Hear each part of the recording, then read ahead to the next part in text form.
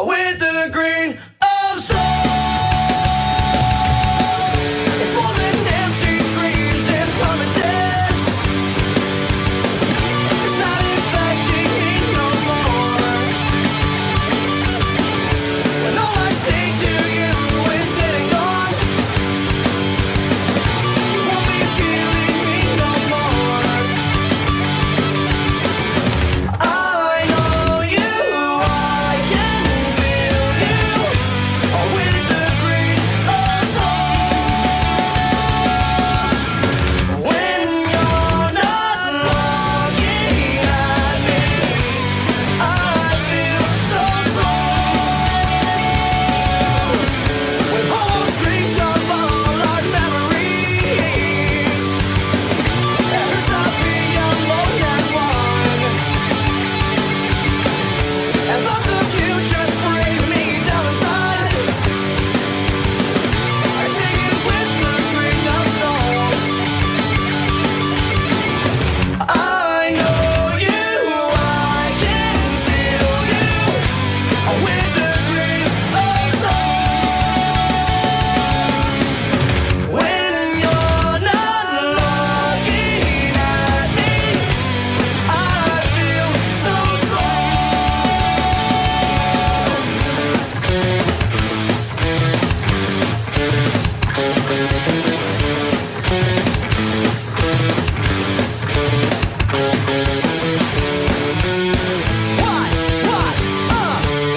get your hands up.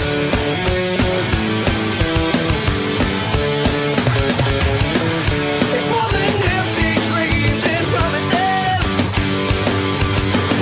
It's not infecting me no more. We're all dreams of all our memories.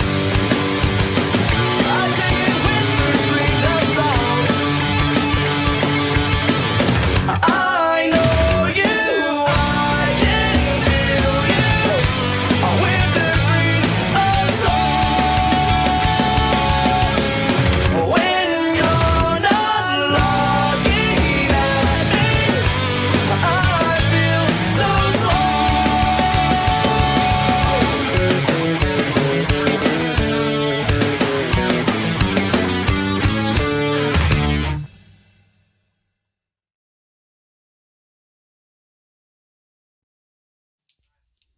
Want to kick you down the stairs.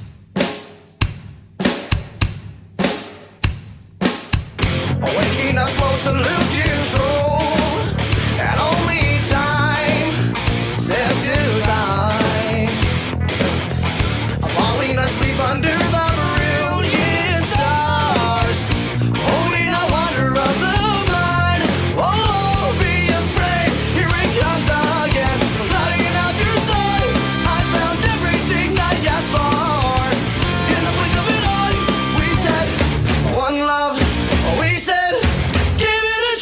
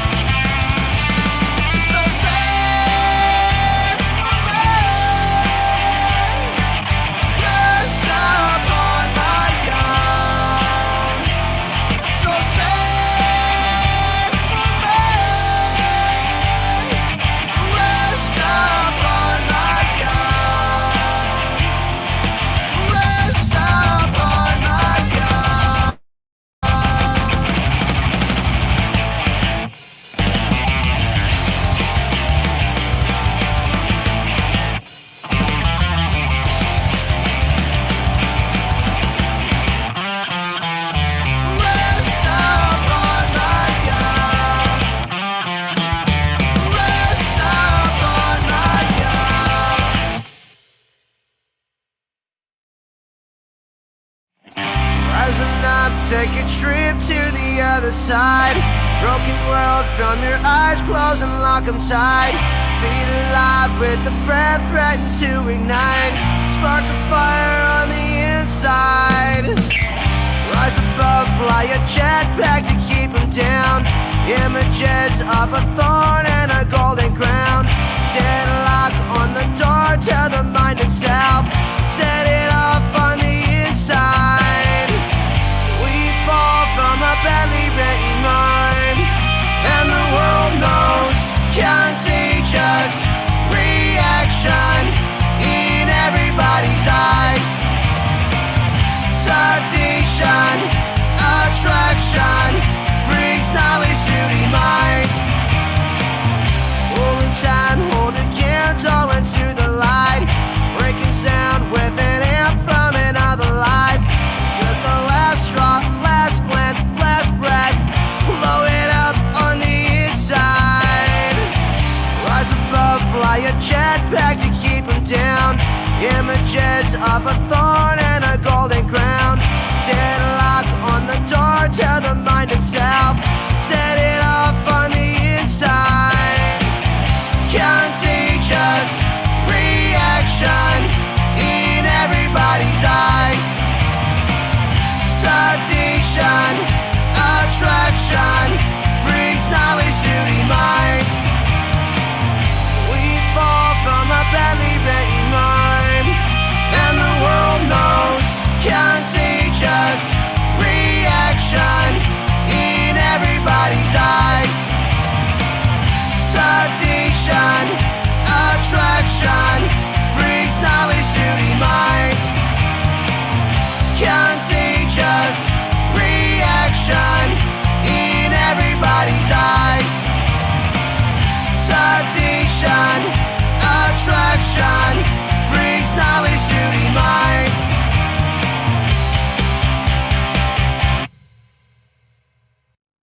Lean into me.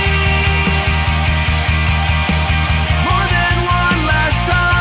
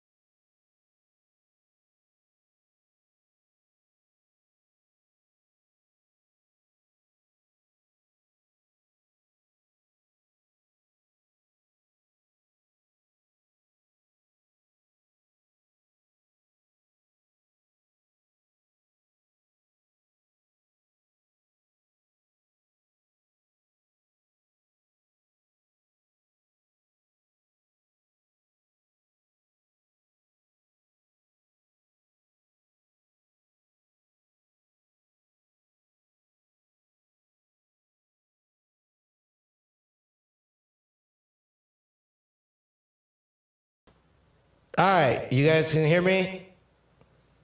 Hopefully. All right. Let me see here. Let me go back to the other one.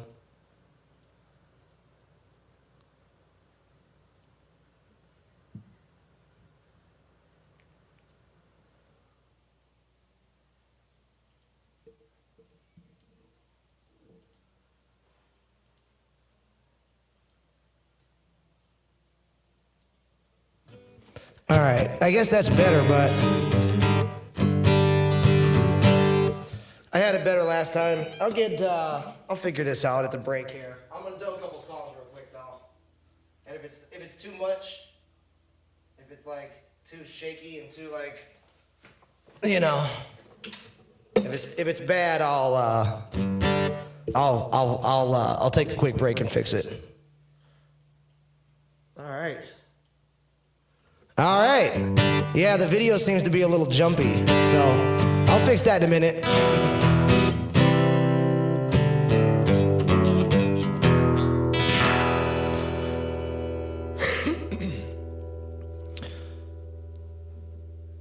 3,000 miles of wilderness overcome by the flow.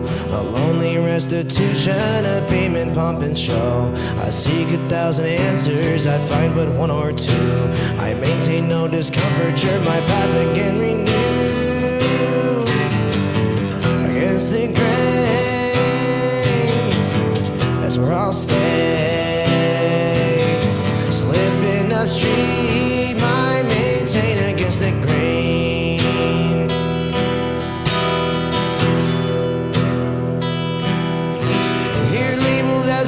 Sequestered and content, they're ignored and defeated by the government. There's an oriented public whose magnetic force will pull, but away from the potential of the individual. Against the grain, that's where I'll stay. Sleeping upstream, I maintain against the grain. The flow is getting stronger with small increments of time, and easy new ideas are increasingly hard to find. You need all that the other has, it's your right to seize the day, and all your acquisitions you will soon be swept away. Against the grain, that's where I'll stay. Slipping upstream, I maintain against the grain.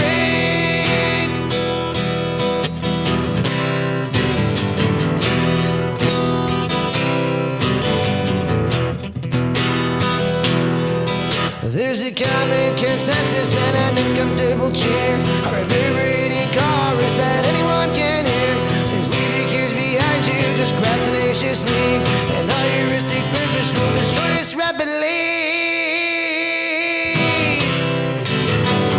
Against the grain, that's where I'll stay. Slipping upstream, I maintain against the grain.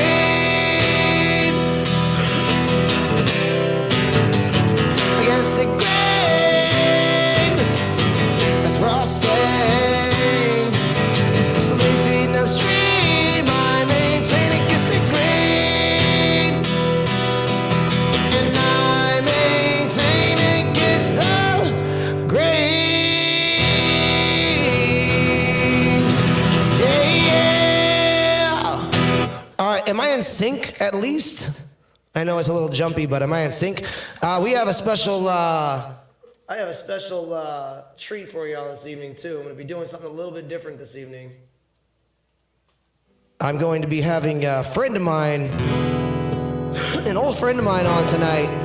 And I'd like to start doing this on a regular basis where I do more, I know some of you guys used to watch The Listening Room, this show I did 100 episodes of where I interviewed filmmakers and musicians, and I had a bunch of live artists on the show and stuff. But I also did a weekly thing where I talked to this guy, and we just kind of talked about life, you know what I mean? And we did, and actually he has a YouTube channel and a podcast on Spotify called Mind Tasting, The Mind Tasting. It's kind of funny. But I got to talking to Jerid. Jerid was in the stream last week, and I got to talking to Jerid, and like I said, we're old friends, and I've been checking out his channel too, and we just decided to just kind of start, just kind of discussing some things, on air. So looking forward to having Jerid on. He'll be on here just a little bit. But yeah, just thought I'd play a couple.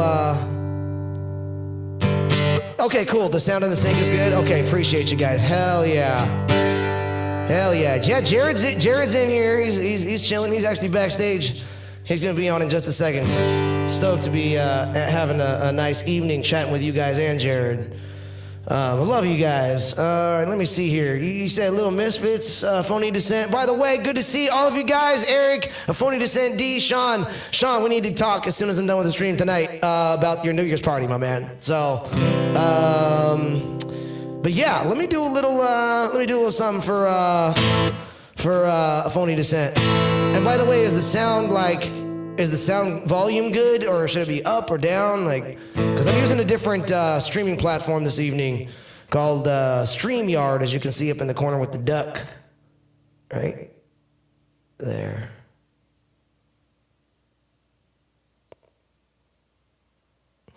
All right. Da, da, da, my darling, don't utter a single word. Da, da, da, my darling, shut your pretty eyes. I'll be seeing you again. I'll be seeing you. What's up, winter, spring, fall? Again. Don't try to be a baby. Your future is in an oblong box shell. Don't try to be a baby. Should have seen it coming on. Don't try to be a baby. Didn't know it was in your power. Don't try to be a baby. Dead end ghost for a dead end girl. Don't try to be a baby. Da, da, da, my darling. Don't let us sing a word. Da, da, da, my darling. Shut your pretty eyes. I'll be seeing you again. I'll be seeing you. Ow, come on. Eat it. Oh, yeah.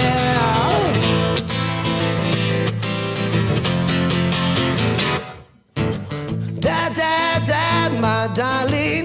Don't utter a single word. Da, da, da, my darling. Shut your pretty eyes. Alright. Alright, pop that, hey D, would you do me a favor and pop that list into the chat section again? I'd appreciate that. That way everybody can choose a song or two, if they would like. I think I'll play another Bad Religion tune.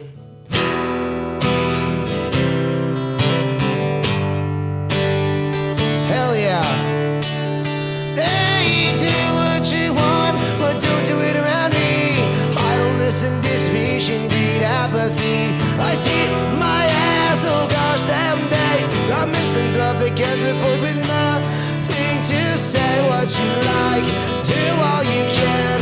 Break all the fucking rules and go to hell with Superman. Die like a champion, go away. Hey, go away.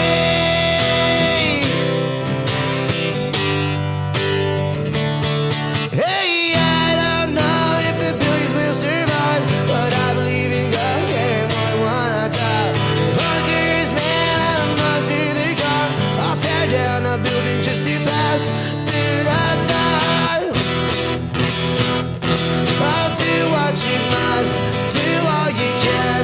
Break all the fucking rules and go to hell with Superman. Die like a champion, go away.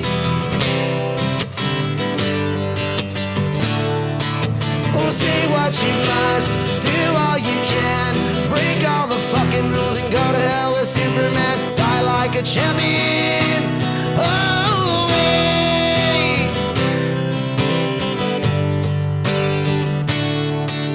Go away.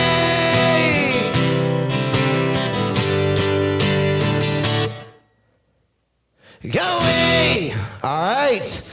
You guys are awesome. You guys are badass. Hey, welcome. If you guys are from Jerid's channel, welcome tonight.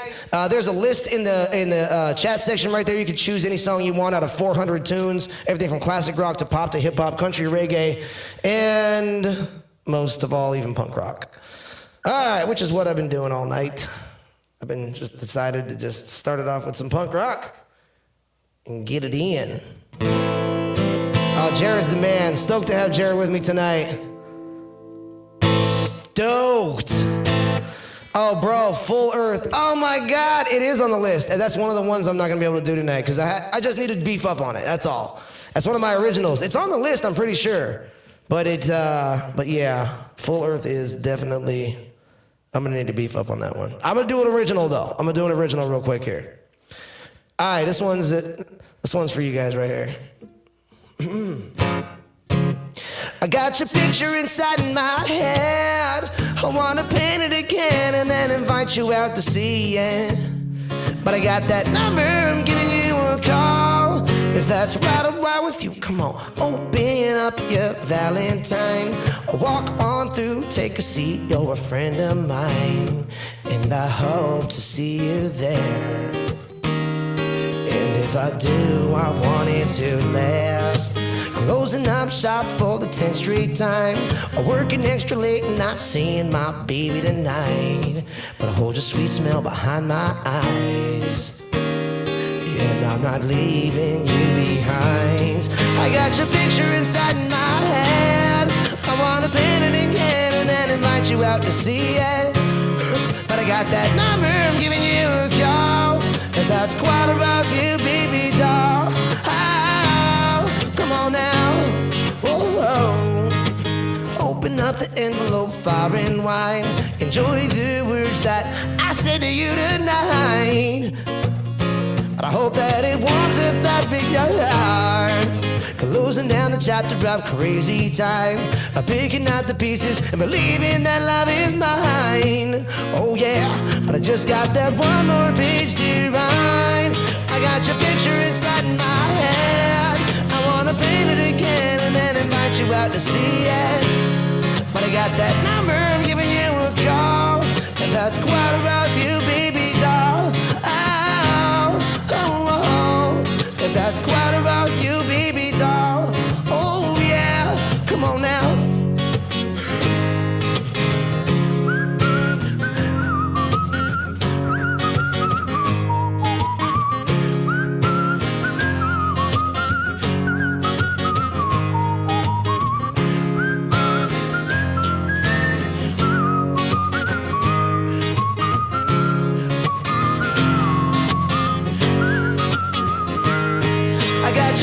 Inside my head, I wanna paint it again and then invite you out to see it. But I got that number, I'm giving you a call. If that's quite about you, baby doll. If that's quite about you, baby doll. Come on now, oh yeah. Whoa. Open up your Valentine. Walk on through, take a seat, you're a friend of mine. And I hope to see you there. And if I do, I want it to last. Oh, thank you guys. You guys are badass. All right, I don't think I have the music for Like a Stone, but let me think. I'm pretty sure I can do that one. I think I can do that one without the lyrics. It's been a while. It's been a minute. I think I can do it. Here we go.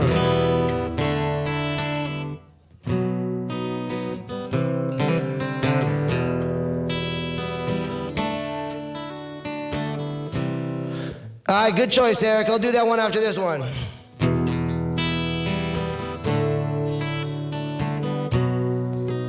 Bear with me on this one if I fuck it up.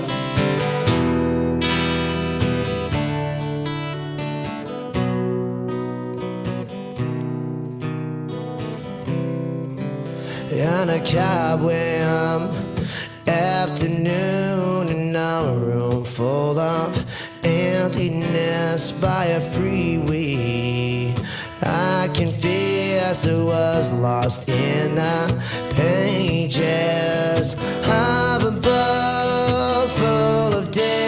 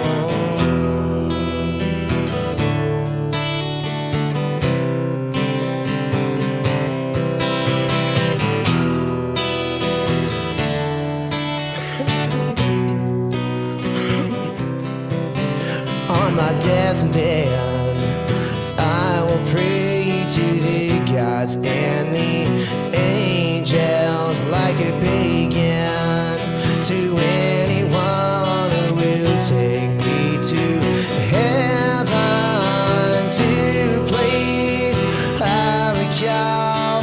I was there so long ago. The sky was bruised, the wine was bled. There you led me on, and your house alone to be. Oh, my home, patiently I'll wait for you there, like a sound. I'll wait for you there, alone, alone.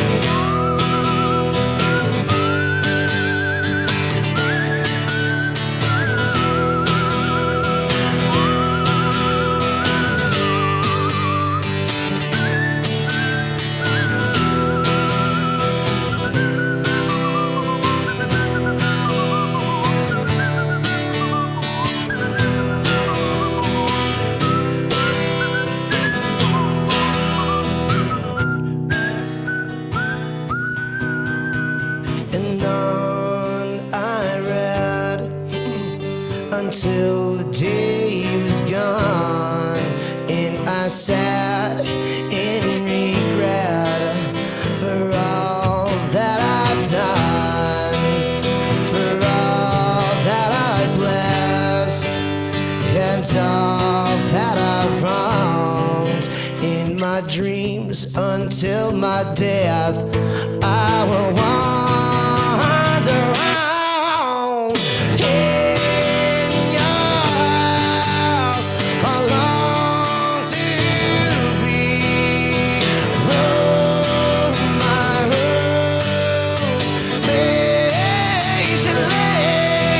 I'll wait for you there, like a stone. I'll wait for you there, alone,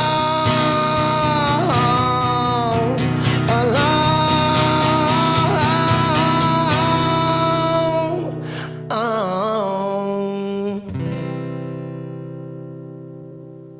Hey, I remembered it for the most part. I did flub a couple times there. I need some water. I need to grab some water. All right, give me one quick second. I'm gonna grab some water. I'm gonna do one more tune, and then I'm gonna take a quick break. We're gonna bring Jerid on, and we're gonna have a nice chat. All right, hold on one second.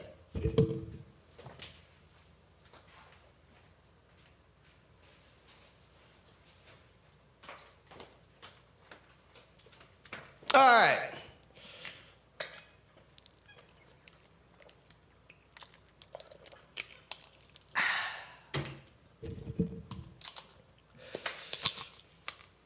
All right, here we go. Thanks, brother. Appreciate you guys. Flat. All right, here we go.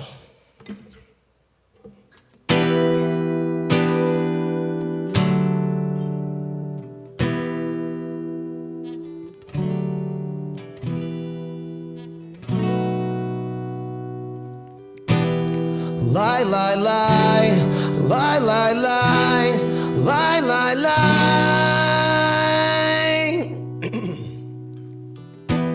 Lie, lie, lie, lie, lie, lie, lie, lie, lie. The full moon is rising in over dark water, and fools below are picking up sticks, and the man in the gallows lies permanently waiting for the doctors that come back and tend to him. Flatter society's meeting here today, singing happy little lies, and the black chap human are sent far away with great determination and no destination. Lie, lie, lie, lie, lie, lie, lie, lie, lie. Lie, lie, lie. Lie, lie, lie. Lie, lie, lie. Yeah, nothing feels better than the spray of clean water and a whistling wind on a calm summer night. But you better believe that down in the corners, and men are holding on for their dear lives. Flat Earth Society, somewhere far away, with their candlesticks and compasses, and a bright ship human as well on its way, with great determination and no destination. Lie, lie, lie. Lie, lie, lie. Lie, lie, lie. Lie, lie, lie. Lie, lie, lie. Lie, lie, lie. Lie, lie, lie. Lie, lie, lie. Lie, lie, lie. Lie, lie, lie. Lie, lie, lie. Lie, lie, lie.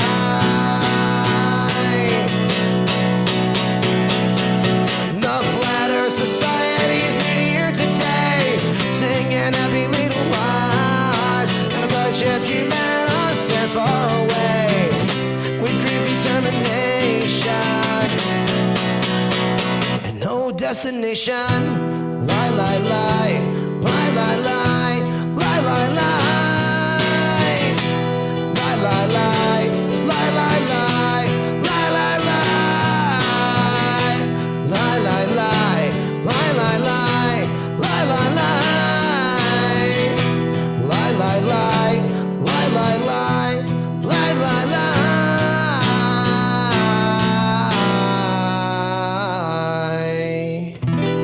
Oh, a little bad religion for you guys. All right, let's take a quick break, and then I'll be back with Jerid from Let's Mind Travel, you guys. We'll be right back.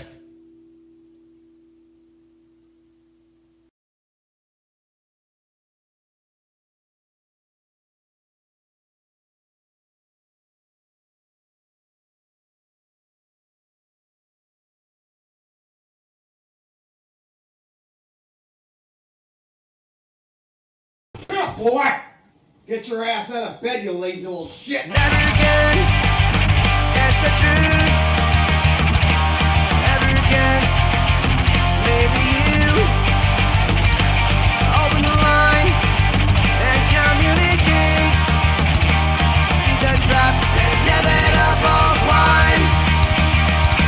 Against, maybe you. The whole world fights against, maybe you.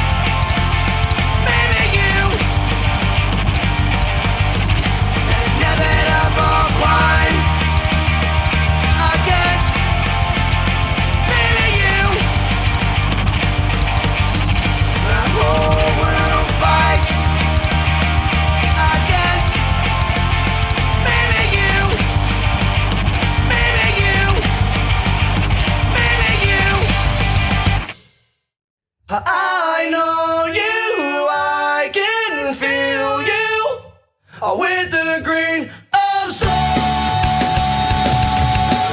It's more than empty dreams and promises. It's not infecting me no more. When all I say to you is dead and gone,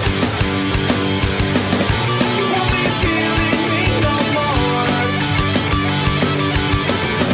I know you, I can feel you with the green of souls. When you're not looking at me, I feel so slow.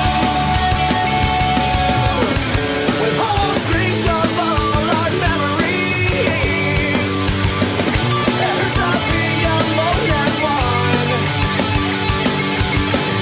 And thoughts of you just bring me down inside. I sing it with the green of souls. I know you, I can feel you with the green of souls.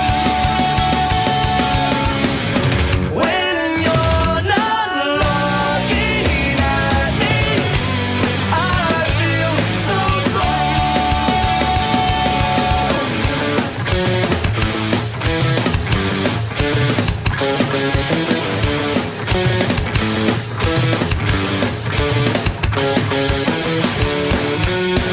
Why? Get your hands up.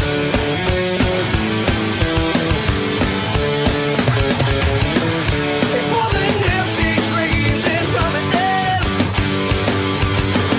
It's not infecting me no more. When all screams of all our memories, I sing it with the green of songs.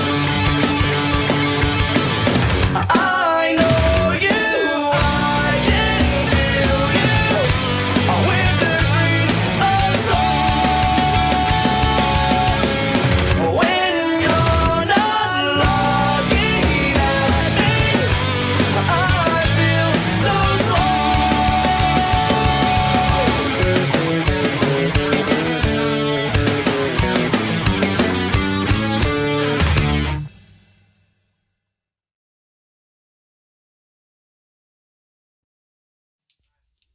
Want to kick you down the stairs.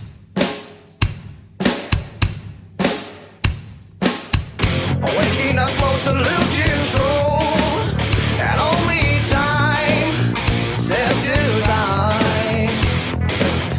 I'm falling asleep under the brilliant stars, holding a wonder of the mind. Oh, be afraid, here it comes again, lighting up your soul. I found everything I asked for. In the blink of an eye, we said one love.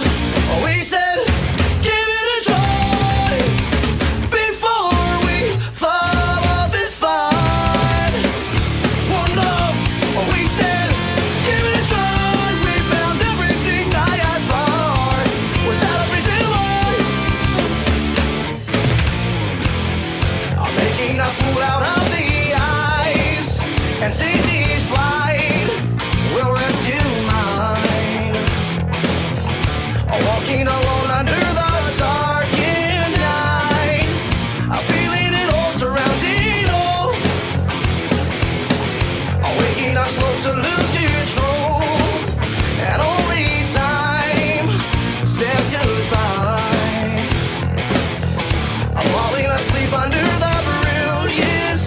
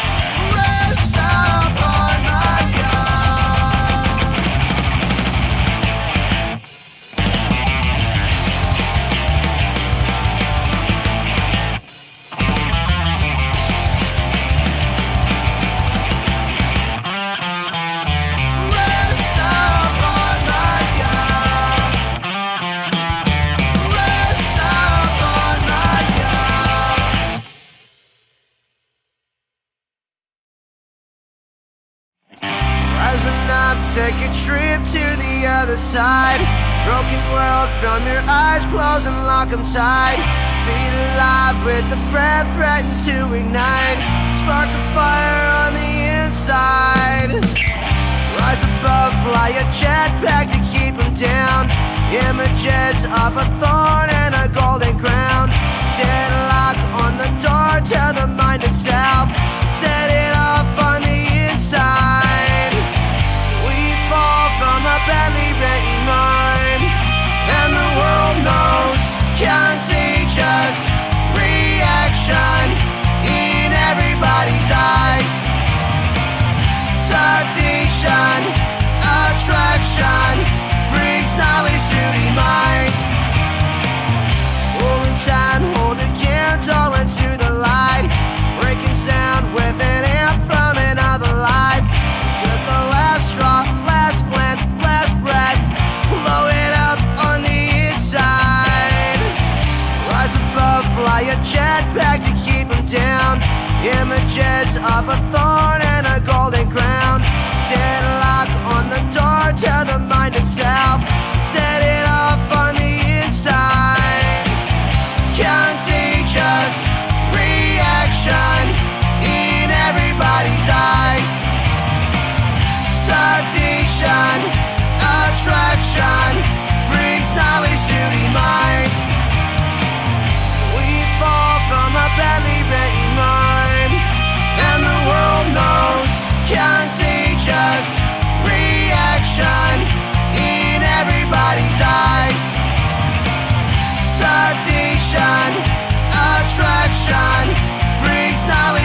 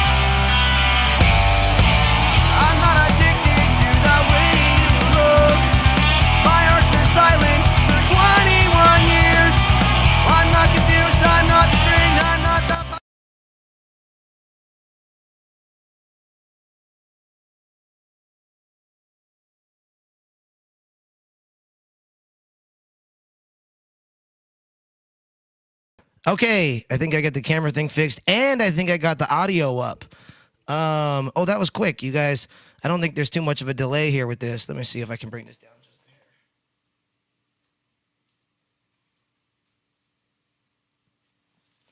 Make it a little bit more cinematic. I'm just kidding. All right, I love you guys. So, as I said, I would like to bring on a buddy of mine who I have not seen in some time. Actually, this will be the first time I've actually seen Jerid in quite some time. So let me I'll give it some. I'll give it a little bit of background music. All right. All right. Jerid, what's going down? What up, dude? Good to see you, man. All right, let me see. Do I got you audio? I don't got you. I don't got your audio. Can you hear me? You know what? All right, say something. Hello. I got you. Nice. All right, I just gotta have to turn my headphones or take my headphones off. All right, cool. Hey, is there a? Let me see here. Let me turn my speakers off. Actually, I can't. That's weird. Oh, here. Let me do this. Audio speaker.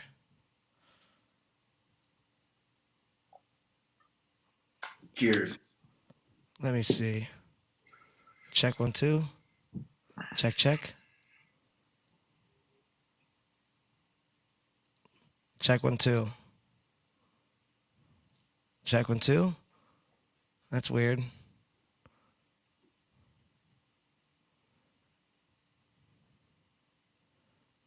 All right. I can hear myself. Yeah, this was working fine the other night. I don't know what's going on here. All right. That was a good sign when you can hear yourself.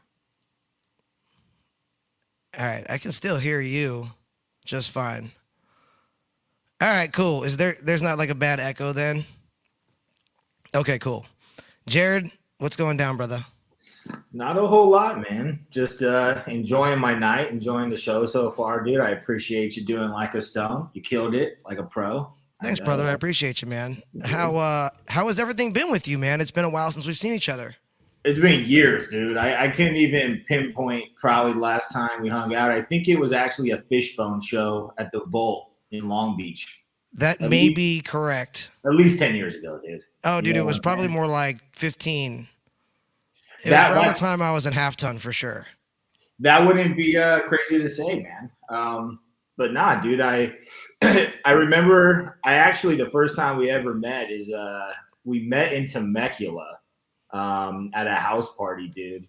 Did we really? Is that where we met?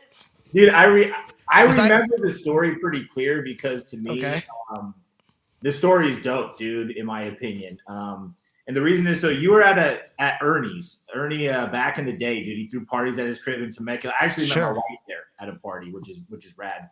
But so you were playing in a band with one of my super old friends, Jordan Sutton. Mm-hmm. I know Jordan well. And you guys, it was pretty much just all covers, and it was fucking awesome, man. I was like captivated by you guys. I thought you guys were all rad. I had actually played with Jordan before, so I knew what he was capable of. But your singing, everything was just awesome to me. And you came up to me and you asked me what I thought about the music, and I said, "Dude, it was really dope, but you know, it was covers, you know." But the singer sucked. I'm just kidding. I would love to see like originals, you know. I think a lot of people could do what you did, but there's something about you. I'd like to see originals. And we didn't really talk after that, or at least I don't remember. But I do remember, man, that I kind of felt bad. I felt like maybe it was a diss, or maybe I was being kind of harsh, you know, when I meant nothing but a compliment by it. And then maybe like 6 months later, or maybe sooner, I don't know, you hit me up to hang out, and you brought it up. You said, "Dude, the first time we met, you said that to me." And I kind of thought it was a dick thing to say, but then I realized you're just an honest dude, and I really appreciated that, you know. And I thought that was dope, man. Like most people can't take just honesty like that, or like, and you used it and harnessed it towards us building a relationship out of, you know. And I've always prided myself on being honest with people because first off, I don't have a good enough memory to lie, you know. But I don't know, dude. It was dope, dude. Like you embraced an honest moment like that. When a lot of people they say I'm an asshole, this or that, but it takes a real one to recognize when some real words, you know. And I was thought, Yeah. You know, I appreciate that. I really do. You know, it's funny. Like for me, particularly, as far as like that type of thing goes, I've always been the type of person that, like, if I get some sort of criticism that I may feel is negative, and it may not be negative, it's just that I'm integrating it into my reality as a negative thing. You know what I mean? Instead of, you see what I'm saying? I'm relating to it in that way. But every time that or not every time, but sometimes when I have those things, especially around music, I like hear it and then it like gets to me and then I'll take it home and usually like I like think about it for a little bit. And I'll give you an example of this too. Like a friend of mine, Corey Barkman, one of my first drummers from from one of my first bands, Hard 90. I remember bringing this song to the band one day, and I was so excited. I thought I wrote this just banger, you know. And I brought it to the band. He goes, you could write better. And I was so pissed. I was so fucking pissed, you know? So I went home that night and I was just like, I'll fucking show him, you know? And I wrote like a super dope song, like, and I brought it to the band the next day and I was like, what do you think about this one? You know what I mean? Like, and he was like, no, that's a good song. I was like, hell yeah, you know? A lot of times that like feedback that I take as negative will drive me to do better. You know what I mean? It drives me to, you know what I mean, think about, you know, okay, well, you know, what am I doing here? You know, can I do better? You know what I mean? And I'll be honest with you, dude, like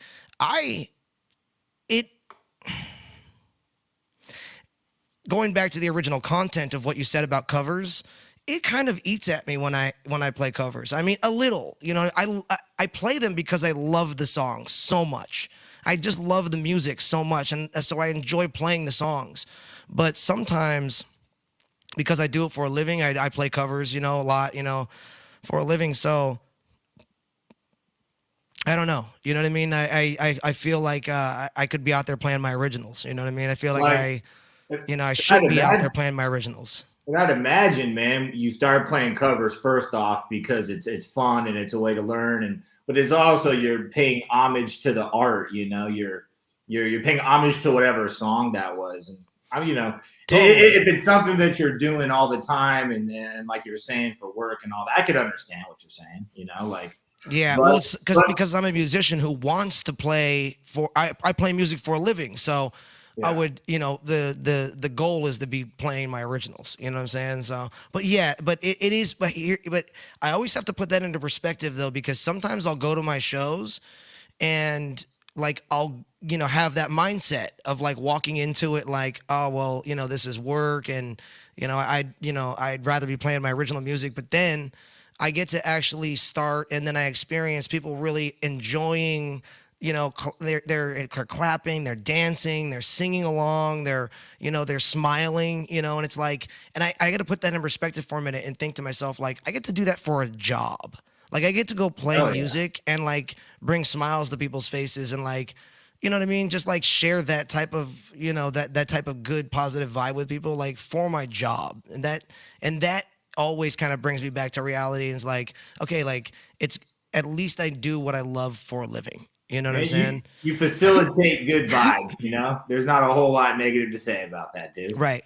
And I do write music for film and television, you know, and I do put out my own albums and things like that. So, you know, I'm not, you know, not writing my original music. I'm not playing my original music. It's just that sometimes, like I said, you know, it feels that way. So when you said that, you know, earlier, you know, when I met you, we were probably 18 years old.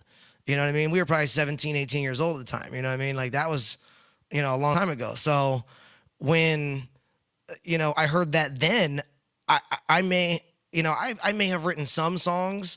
You know, I'm pretty sure we played a couple of my originals that night, actually. I think we played like Little Dog, and I think we played like 2 or 3 of my originals, but that's it. I didn't have too many, you know. I don't know, maybe I did. I can't remember exactly when it was we met, exactly how old I was, but I don't know, man. I'll be honest with you. It was it definitely drove me to write more music. I'll tell you that. You know, you saying that to me and other people saying that very similar thing definitely drove me to write my own music. You know. Yeah, man, and I think it's all because they wanted to experience more of you, man. You know what I mean? Like, I would love to see what this guy's originality consists of in music. You know, like when you see a raw talent, you just want to see it elaborated on. So I'm stoked that you got all the originals on the on. I think I told you earlier, man. Calico is like one of my favorite tracks, dude. That's Calico, awesome, Over, dude. even in the day is one that I just got real hip to. So I'm stoked. glad you like them, dude. That's really cool. Speaking of creativity, you're a really creative person as well. I try to be, man. Why don't you tell everyone about some of the music that you do? I mean, I don't have a video queued up with it tonight because I need to pull in a video with this particular service. I can't do an MP3, but the next time we do this, I'll queue up some stuff and we'll show some of your music. But what is it that, like what kind of music do you do and like what other creative things have you been putting out? You know, music wise, I do play drums. I mean, not like on a professional level or anything, but what I do most would be lyricism. Growing up, I always liked to write poetry. I always just loved the lyrical aspect of music. I remember I would sit down and listen to Smashing Pumpkins and write out all the lyrics, you know, just so I'd have them so I could look at them and stuff. Green Day, The Offspring, Bad Religion actually was one of the first groups that I listened to, and I was just blown away. I heard American Jesus, and it was just like, wow, you know, this. I didn't even know that there were songs like this. And as I got older, I fell into a crowd that was more hip hop. You know, that was their music of choice, and I was never really into hip hop. My older brother was more of the West Coast, you know, Ice Cube, Dr. Dre type stuff, and that's fun, but it never captivated me. And then when I was maybe 19, 20, somebody showed me a song by a group called Old Dominion. And it's like 15 guys from the Pacific Northwest. And it was underground hip hop. The beats were, you know, organic. They were sampled from classical music. There was choir voices in it, or really moving instrumentation. And then the lyrics on top of it were just, to me, Shakespearean, you know, the things that they were talking about. I mean, it still holds up. Like I sent you a couple songs that I enjoy and that I think would be share worthy, you know, with the audience. But songs that are 25 years old, they're more relevant today than they were then, you know. And I'm grateful because the music you listen to does a lot for shaping who you become and how you view the world and how you interact with the world, you know. Just like there's languages of love, I believe that there's ways that we interact with the world, and there's different ways to do that. And when you listen to underground hip hop and you get into the deep thoughts of, I guess, conspiracy theories, whatever you would say to make it like a vague term, but when you question things, you know, you're taught to question everything when you listen to that type of music. And it blows your mind, you know. I don't know if anyone in here has seen Zeitgeist, the documentary, but like documentaries like that, when you hear something that breaks the foundation of a belief that you have, and then you realize that other people also have that belief, like, Mm-hmm. you know, like I grew up Christian. When I met the first person that didn't believe in God, it was like, what?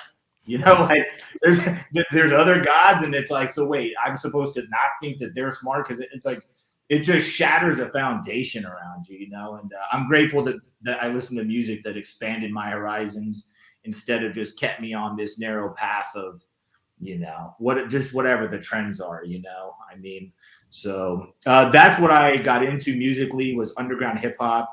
I've done a couple of albums.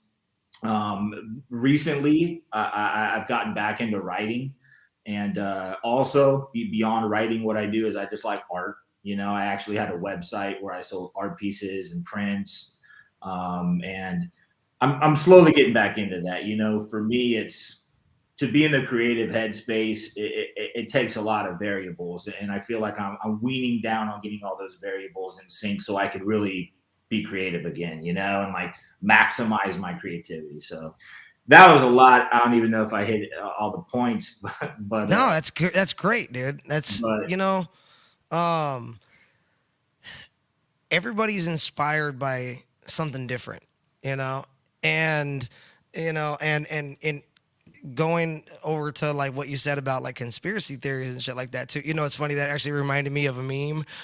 There's this like meme that said like it was like 1999 conspiracy theorist on like the top one, in the picture had like showed this guy like in his basement with like, you know, like a bunch of screens around him and stuff, and he's like on a computer, you know, and he's all dirty. And then it showed like, and then it was like 2020 conspiracy analyst, and it was like a dude in a suit with a smile, you know, on his face. You know what I mean? Bro, they've weaponized the term, you know. Oh, dude, Crazy. it was literally the term was coined by the CIA to legitimately, you know, divide anyone who questioned the narrative. You know, so I mean, you know, if you question the official narrative of what's going on, you're officially a conspiracy theorist. Doesn't matter what the You know, narrative is. I guess like I've never thought of it this way, but it's not even that negative, you know. Like No, to be a theorist, what's wrong with that? If you're if I don't know what other kind of theorists there are, but I'm sure there are praised types of theorists out there. And to think something is a conspiracy in this world, if you don't think that there's conspiracies in this world, then you know, I envy you actually. You know, I envy seriously. that you have, you know, because I wish I didn't view things sometimes the way that I do, because it sucks fun out, you know. So I wish I thought that way. I feel you. Eric says here in the comment section earlier, he says, we were talking about, you know, what we were talking about earlier. Eric says, I think creative people are usually the most sensitive people, even though society expects them to be stronger when it comes to criticism. Just my opinion. Yeah, creative people and artists definitely are sensitive people. I think by nature they are vulnerable. You know, they open themselves up a little bit more to society in general, I think, because they have to. I mean, if you're an artist, that's what you're doing. You're putting yourself out there in some way, shape, or form, you know, and in doing so, I think that goes hand in hand with a certain type of, like the Eric said, you know, sensitivity. You know what I mean? So I think Yeah. I think you made a good point there. Yeah, man. I mean, I think you said it all beautifully, man. But definitely, I think if you're creative, you're just tapped in maybe a little bit different. Maybe you're tapped in a little bit deeper. Because when you're looking for inspiration in something, to give you an example, if a plumber walks into a bathroom, they see like a million things going on. When I walk into a bathroom, I see a toilet and a sink, you know? So as a creative looking into a situation that I'm drawing inspiration from, I'm like a plumber going into the bathroom. I'm noticing everything, and my senses are heightened. I mean, a story I heard that's actually pretty crazy is Michael Jackson at one point was in a meeting, and he was looking over an art portfolio, and someone in the room was watching him go over this art portfolio, and he said as he looked at the art, he almost went into convulsions because his body was having like an orgasmic experience from looking at this art and taking it all in, you know. And it's true, man. I mean, sometimes you look at art and it trances you, you know, and it puts you in a different frame of mind, and it's something you saw yesterday that didn't do anything to you today could completely change your mindset on something, you know, or completely change your outlook. And I like being a creative for that reason. I like being able to dig into things and draw inspiration, and you know. Absolutely. I got a question for you. So that actually, like what you were saying going into this, actually made me think of something here. And so for me, when I listen to music, and this started more of when I started writing music, more of when I started to become somebody who was putting the pieces of the puzzle together than somebody who was just listening to music, I found myself approaching even listening to music with an analytical ear instead of an appreciation, instead of an appreciative ear. And it was weird, man. It almost took like the listenability out of music for some time for me. Yeah, I mean, because you listen to it and you're in the place of creating music, you know, and like You're I heard breaking it someone down. talk- You're like, well, what is the guitar doing here? What is the bass doing? What are the drums doing? You know, and you start thinking of, you know, each little piece, and you start, you know, compartmentalizing things, and you're no longer just in it. You know what I'm saying? You're no longer enjoying. You're no longer able to be like zen and have the flow state. You know what I'm saying? Yeah, it almost like I remember going to hip hop shows, and as a hip hop artist, it's almost you become a critic to a degree when you go, you know, and it's like you're just too in the scene to be able to enjoy it from the outside third person perspective of it, you know, like it's an A and B conversation, and like you wish you were the C, you know, and you could just Right. see it from the outside because as you're looking at it, it's like the plumber going to the bathroom. They can't just enjoy, you know, using the restroom. They're thinking about the million things going on and all this. And I'm not. I'll stop using that analogy. It's weird. But yeah, dude. I mean, it's hard for me. I actually find myself listening to the same like 20 songs for like years on end. Man, I get stuck in loops, and it almost takes somebody else recommending music to me for me to like truly enjoy it for some reason. You know, like I don't know, man. It's it's crazy, but I completely understand. I think a lot of us are that way too. And for me, music is very much is a very very nostalgic thing. Just like sense, like your olfactory senses. You know how when you like smell something, you can that can literally put you in a place like so fast, like that you used to be. You know, you smell something, you're like, whoa, like music does the exact same thing, you know, and I feel like that also is a factor there. You know what I mean? When you listen to these 20 songs on a loop, it's this comfortable place. You know what I'm saying? It's not just a song, it's a familiar place that you recognize in your life. A familiar time period in your life that really you had a lot of joy. You know what I mean? For me, I'll it's like an example is like there's a couple of albums that I will listen to, and every time I put it in my car, it'll stay there for months and months at a time. And for that simple reason, it's because it like I enjoyed it so much at a certain time in my life, and it's that it kind of takes me there, and like one of those is Gangstar's Moment of Truth, oh yeah, and it's a and the classic. other one is Pantera 101 Proof, the live album that they did. It was man, I tell you what, like either of those go in my car and they're there for a while. You know what I mean? Like they don't come out very quick. But yeah, and that's what music will do to you. And you know what's funny is that like you can get on that analytical trip where you're like totally sunk into analyzing every song that you hear for so long that like, but if you can pull yourself out of that, or if you can somehow just like not go there, it's I found myself one night, my buddy Mike Norden, I'm not sure if you know Mike, he was the guitar player for 8 Count. He came over to my house one night and he brought the acoustic album from Tony Sly and Joey Cate, like the first split album that they did. He brought that over to my house and he showed it to me. And we were sitting in my room just drinking beer and listening to that album, and I was like I started crying. You know what I mean? It was just I was just blown away by it. It's like sometimes if you just allow yourself to be immersed in it, you'll feel that. You know what I mean?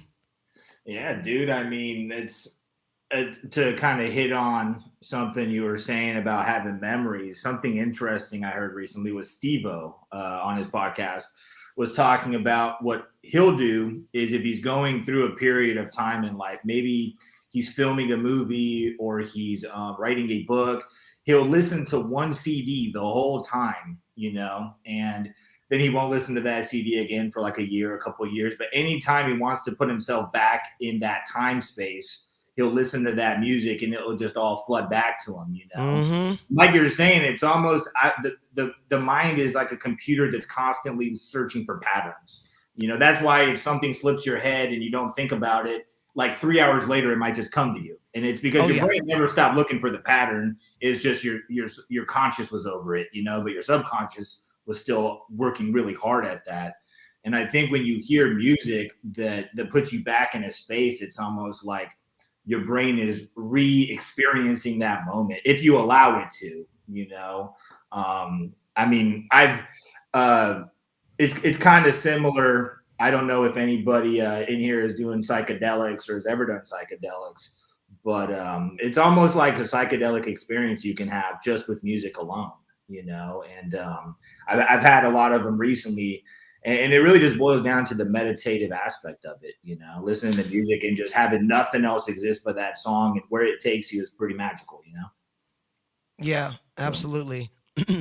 Speaking of hallucinogenics, have you been journeying lately?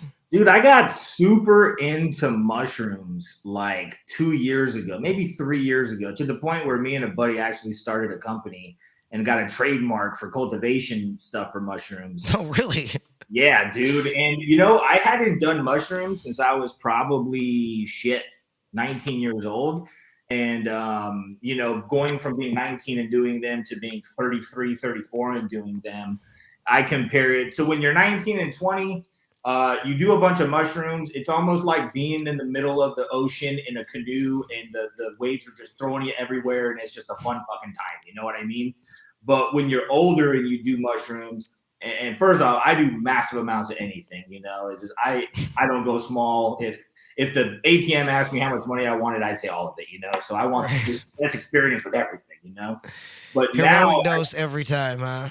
always, bro, always. But now, when as an adult, it's like being in the ocean in a boat and being the captain of that boat and being able to direct it and experience things and almost travel through time paths and just make sense of shit, man. And like I've really benefited a lot from it. I haven't done Yeah. much in a couple months, but I mean, every time you do it, you take something away from it that it's really easy to let it slip away in a couple weeks, like glitter through your Sure. hands. But I mean, if you're able to hold on to the lessons that you learn on those trips, I mean, it's like DMT, for instance. I did DMT only once. You know, I didn't ever want to do it again, but Oh, same really? story.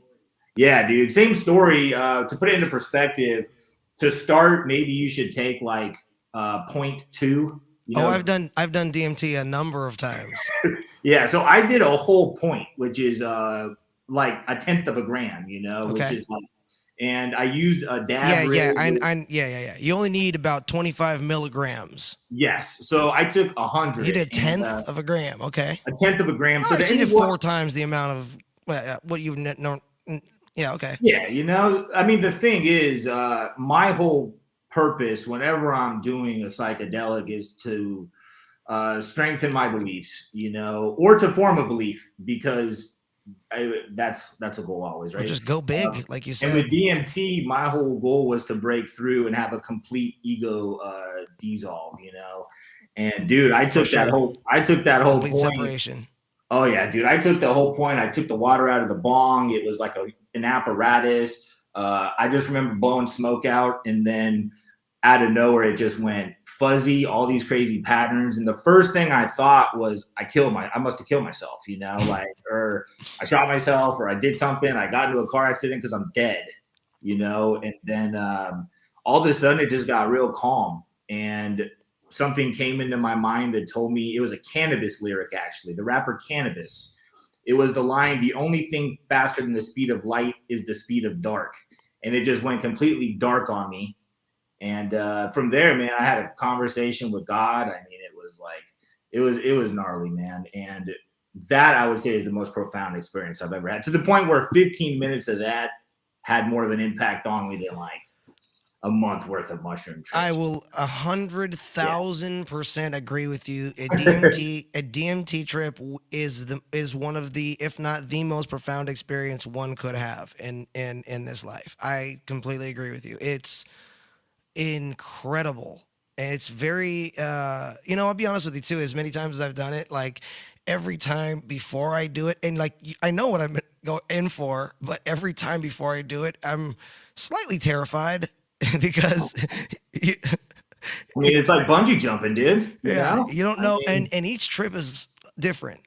You know what I mean? And a lot music plays a big part. Music plays a real big part of it.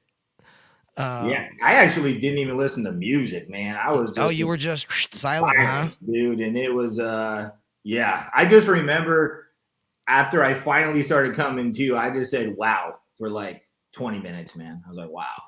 Yeah. You know, The like, very first time, yeah, I was and outside.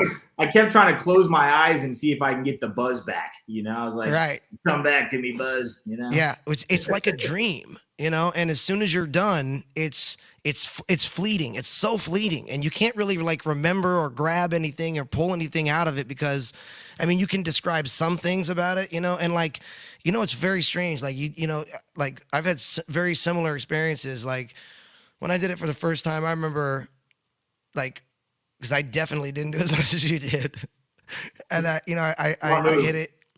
I hit it and then I looked at the computer and my buddy's computer and all the windows looked like they started popping out. So it looked like it's like a very extremely strong acid trip like instantly.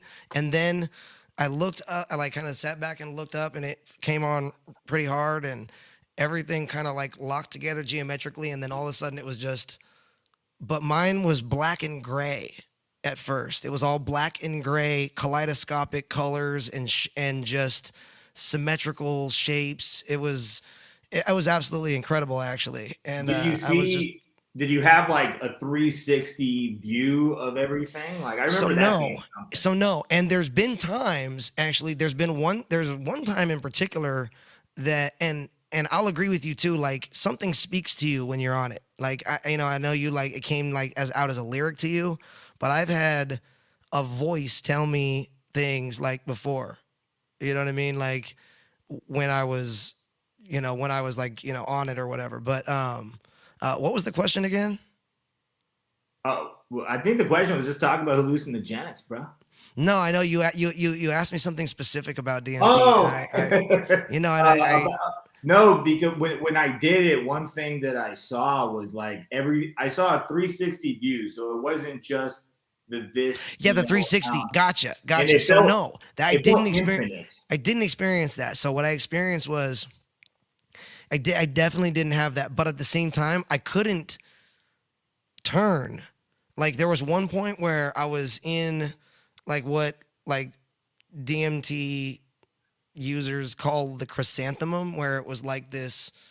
It was like 1,000 columns were just racing by me on like each side of me, and I was like, I tried to like turn my head to like look through them to see sideways as it was going by, and I couldn't. And the voice that came into my head told me, "Don't, don't try and control this.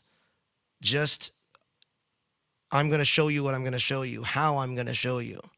That was what it was. That was what it was like. I was like, all right, and I just submitted. You know what I mean?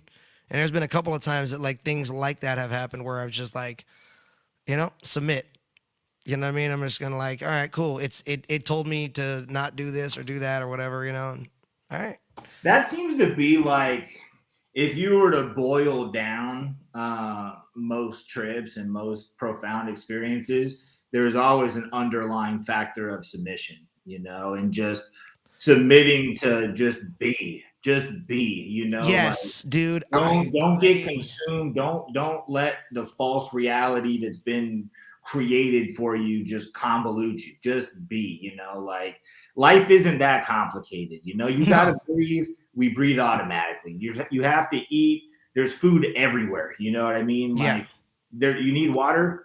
Most of the planet is water. You know, like it's all very simple until humans made it complicated. And like Yeah, and these hallucinogenics bring you back to the simplest form where it's just I don't know, man. That's I always try to. I think if you can live in a simple state, or if you can explain something simply, it's like always the purest form, you know.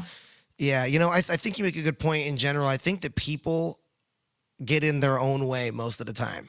I think that I think that if we like on a hallucinogenic experience, when you submit to the experience itself, it almost takes you to where you need to be in you know like within that experience. Do you know what I'm saying? It's when you fight it that it's uncomfortable. It's when you're you know what I mean trying to control it that it's uncomfortable. But when you submit to the experience, you allow it to or you allow yourself to integrate with it. You know what I'm saying? And it's a lot more like you said, profound. You know, the word is profound. You get more out of it, absolutely, when you can submit to it. And I think that in general is similar with life, but because we get in our own way. like the universe always is conspiring for our best interest. It's always wants us to be the best version of ourselves, but we constantly getting in our own way. We're constantly see Earl Nightingale said like there was like somebody asked Earl Nightingale one time like what's wrong with men, and he thought about it for a minute and he said that men don't think. And he said that the mind is one of the most underutilized things in human history. And every great leader on this planet, everything that they've disagreed on, they've all agreed on one thing, and that our thoughts create our reality. Our thoughts create our reality. So when people in general are walking around out there and they're constantly just getting in their own way by saying things like this, oh, I don't have enough money, or, things are hard, and they're constantly reaffirming this thing, this consciousness. Do you see what I'm saying?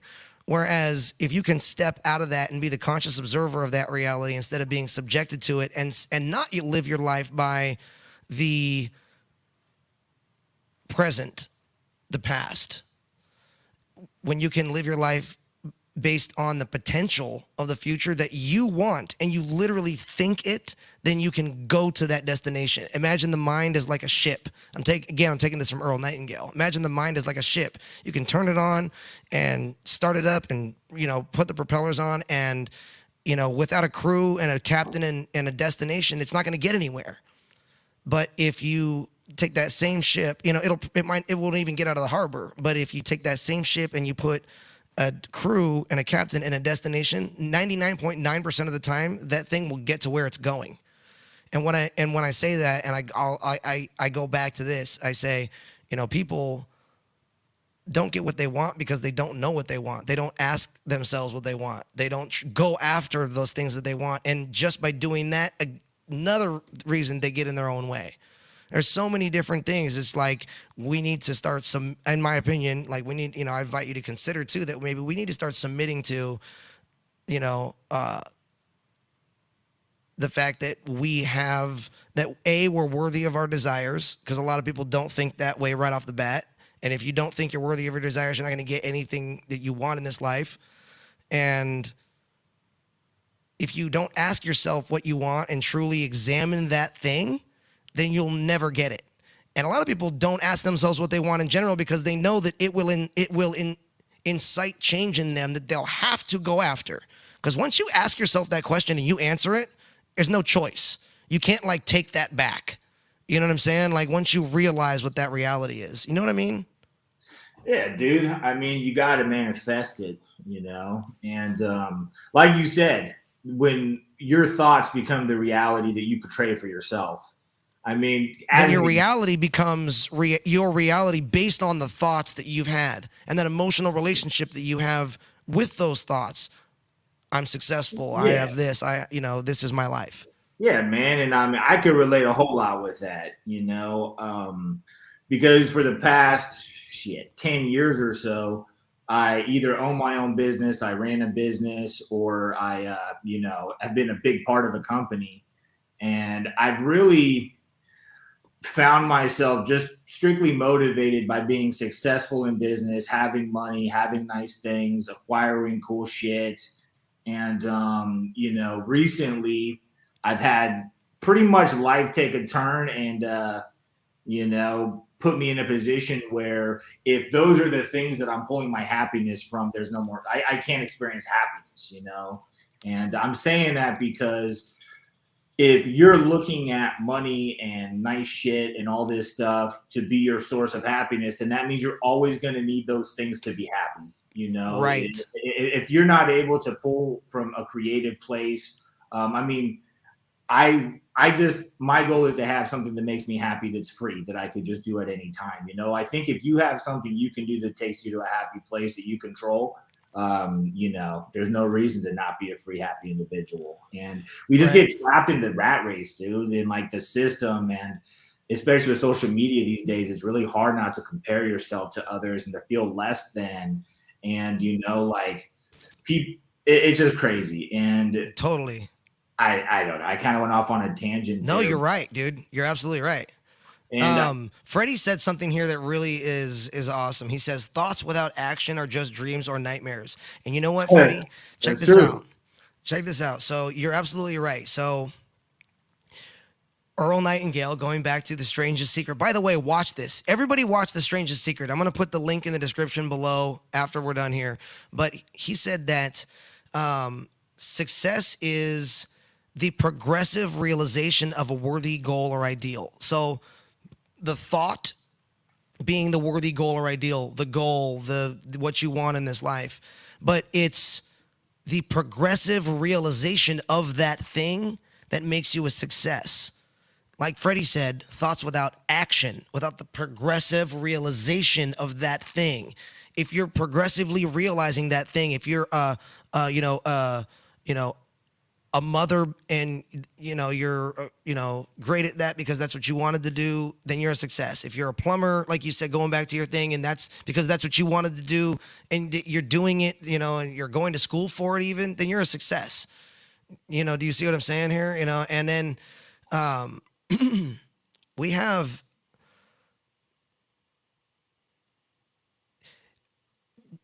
don't get what we want, we get what we are. You know what I'm saying? Like D says, I wake up with gratitude in my heart, open and aware of new opportunities to be closer to the best version of myself every day. So like in like sitting in that gratitude, you literally are going to be getting that thing.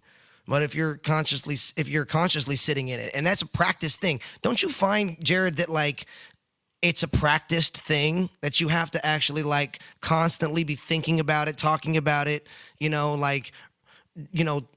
writing down, the things that you're grateful for, that you want in your life, or that you're thinking, you know what I'm saying? Yeah, dude, absolutely. I mean, if you wake up and the first thing you think about, and shit, I've had plenty of days like this, is something depressing or a bummer. I mean, it just carries on into your whole day, and your day ends like that. But when you wake up, but if you wake up and you just say, damn, I'm happy to be alive. Today's going to be a great day. Yes. I don't know what's going to happen, but at the end of the day, I'm blessed to experience it. And I'm going to take it 1 minute at it, 1 second at a time, Right. And I'm not going to let anyone get in the way of my vibe, Don't take shit personal. Keep it moving, Dude, I like what you said earlier about you were talking about like you want you want to be able to do things in your life that make you happy just without having to be dependent on something outside of yourself. And I wanted to comment on that too. Like I feel like for me particularly, this applies. Like I feel like when I make decisions on a daily basis that are fulfilling, that it creates more moments of happiness, because happiness is fleeting. It's not something you can constantly just have in your life and be in, because things happen, you get sick, loved ones get, have, things, obstacles in life happen, whatever. So when you have life happening, you can control the amount of happiness that you have by making decisions every day that make you more fulfilled. And I think a lot of that comes with self-discipline. I think the self-discipline that we display to ourselves is some of the most important ways to keep ourselves fulfilled on a daily basis. And then the more decisions we make that are fulfilling to us, the more moments of happiness we create. The more decisions we make to go into the recording studio and, do work on the album, or, do the things that we know are going to further ourselves and get us more towards the best version of ourselves. Taking that action, as Freddie said, that, that you can't have your thoughts without actions. You know what I'm saying? Yeah, man. I mean, I don't think there's anybody on earth that doesn't have great ideas. You know what I mean? I think everybody has $1 million ideas probably on a daily basis. The difference between people that make that $1 million is the confidence and the belief that they can act upon it, And like that's something that I was fortunate enough to have is, one, I come from a long line of entrepreneurs, but one of my first mentors was somebody that just created products, put them out into the market, sold them, branded them. And so, I mean, the first business I started was in e-cigarettes. And I remember telling people that, like, this is my product, this is my brand. And so many people would ask, dude, you made that? Like, you named it? You designed it? It's like, yeah. How did you do that? It's like, it's not that hard. You know what I mean? Like, Right. if you were to do a quick Google search of how to have something made, you could figure out how to have it made. But like not believing that you can do it would hold you up from even doing that Google search, you know? And it's like Right. life, it really isn't that hard to do things. It's just hard to start, you know? And Absolutely, dude. And a lot of people don't even they exactly. And sometimes they start thinking about all the steps it's going to take to get to where they, and that deters them from even starting too. You know yeah, what I'm saying? it's like working out, man. Like I don't work out right now, so I'm being quite hypocritical, but you're pretty sore after that first day. But then Totally. it's crazy because if the soreness goes away the next day, you start missing it. You know what I mean? It's like Right. you don't feel accomplished because you know that if you're not sore, it means you didn't do something really hard. And Right. then over time, it just becomes how far can you push yourself? Right. And when you think about being sore that one day, it's like, man, I was Right. without that day of being sore and me feeling that way, I wouldn't be here, you know. And you just have to persevere, you know, and endure through the shit. Totally. And it's not only like you said, the difference between the people who achieve those things and the people who don't, is that confidence, and that realization too. Like I think a large part of that too is there's a huge difference, a gigantic difference between a goal and a priority. When you make something a fucking priority, it gets done. When you have a goal that you set sometime in the future, oh, well, maybe sometime I'll get to that goal and maybe 10 years from now it might get done. If that's not a priority, guess what's probably not going to get done? Yeah, I That think goal that you maybe have somewhere in the future down the line, it's not going to get done unless you make it a priority. And that's another reason I think that successful people are successful is because they prioritize properly. They sequence things properly. They say, okay, what do I want to do? And what's going to be the thing that's going to A, make me more successful, B, make me the best version of myself, C, make me have the best relationships I can possibly have and the best opportunities I can possibly have and everything else that comes with that, all of that snowball effect. And they prioritize properly. They literally make the things a priority that are necessity, that are going to do the best for them. Whereas other people will prioritize binging a Netflix show. You know what I'm saying? Like, it's like, so there's a big difference. But you're right. I mean, there's a big thing with understanding that you're worthy of what you want, what you said. That's huge because if you don't believe that you're worthy of your goals, you'll never get it. And the confidence to go after them, 100%. The confidence to take the action, such as Freddie said. and I think the biggest thing is don't listen to anybody that doesn't have the same desire as you. Just because someone loves you doesn't mean they give you good advice. Because a lot of times I'll when I'm making I personally, when I'm able to in the position, I like to make risky moves because I feel like if you're making moves like everybody else, you're getting results like everybody else. That's cool. But, when you throw it all down on a penny crypto 2 years ago, I mean, where are you now? You got to take these risks, And it's always people saying, oh, I don't think that would work. Oh, I don't know if that's going to happen. And the thing you have to understand is they're not telling you that. They're telling themselves they don't think they could do it. And they don't believe that they can make it happen. So they can't imagine another person doing it because they don't see a world where anyone's beyond their abilities, And Right. it's like they're just really projecting their own insecurities on you. And 100%, bro. Yeah. 100,000%. Check this out. I have a challenge for you. I have a challenge for you and everyone out there watching right now. I challenge you to do this, okay? Start accepting all of the abundance that is out there in vibrational escrow.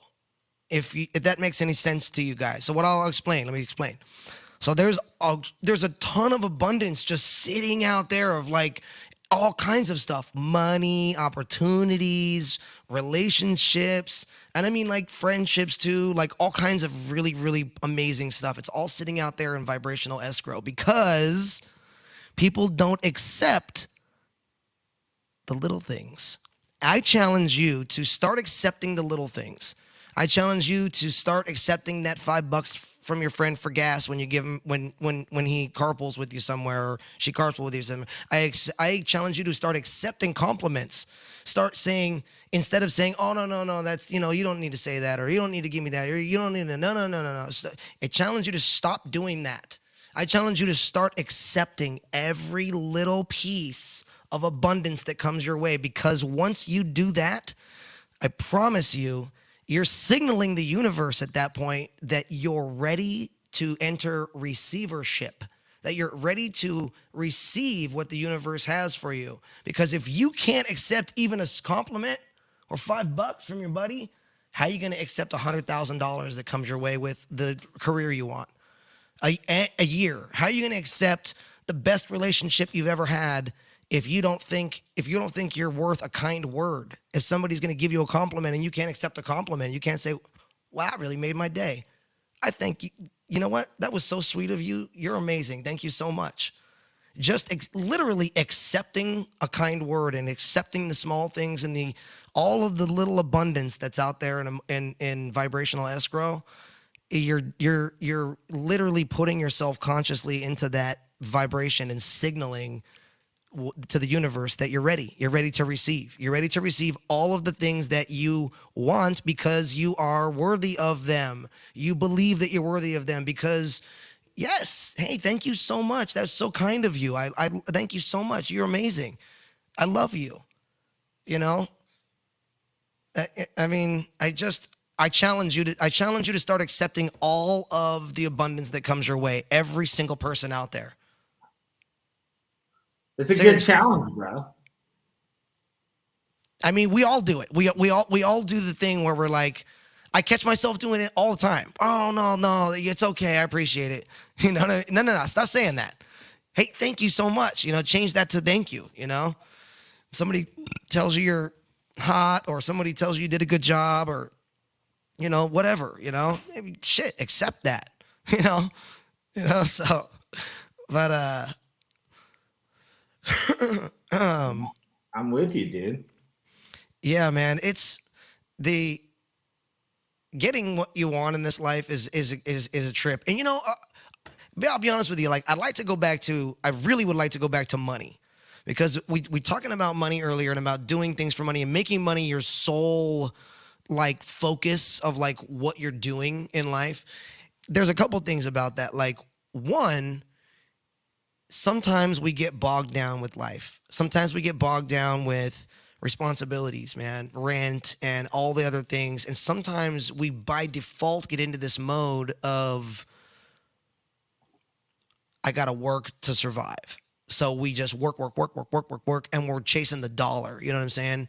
And it's not necessarily out of a greed. It's just more about a necessity. And a lot of that, I will say, over the last few years, a lot of people have encountered a lot of that with the lockdowns and what we've experienced over the last few years.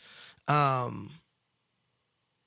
So- man. I mean, if I listened to like a little short clip of Tyson Fury, who I can't.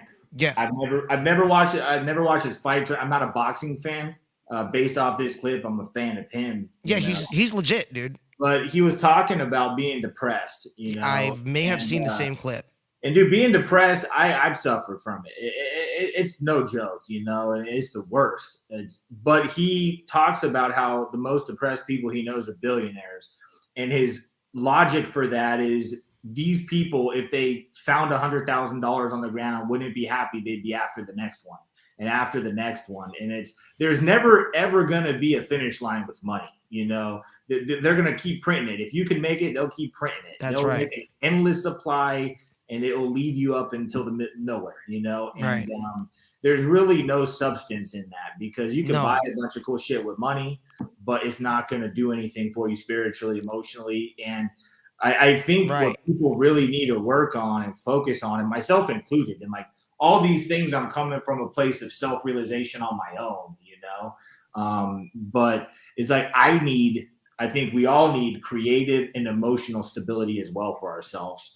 And we have to find a source for that, Sure. And it's like, it's hard these days, man. Like we talk about if I was 18, 19 years old right now and I was on Instagram watching a bunch of 18 and 19-year-olds driving Ferraris and doing all this crazy shit and giving away all this money, and I had nothing, I would be like, damn, it's like I can't even make anything, man. Look at these people out here killing it and they look like they're doing nothing, you know. I don't know.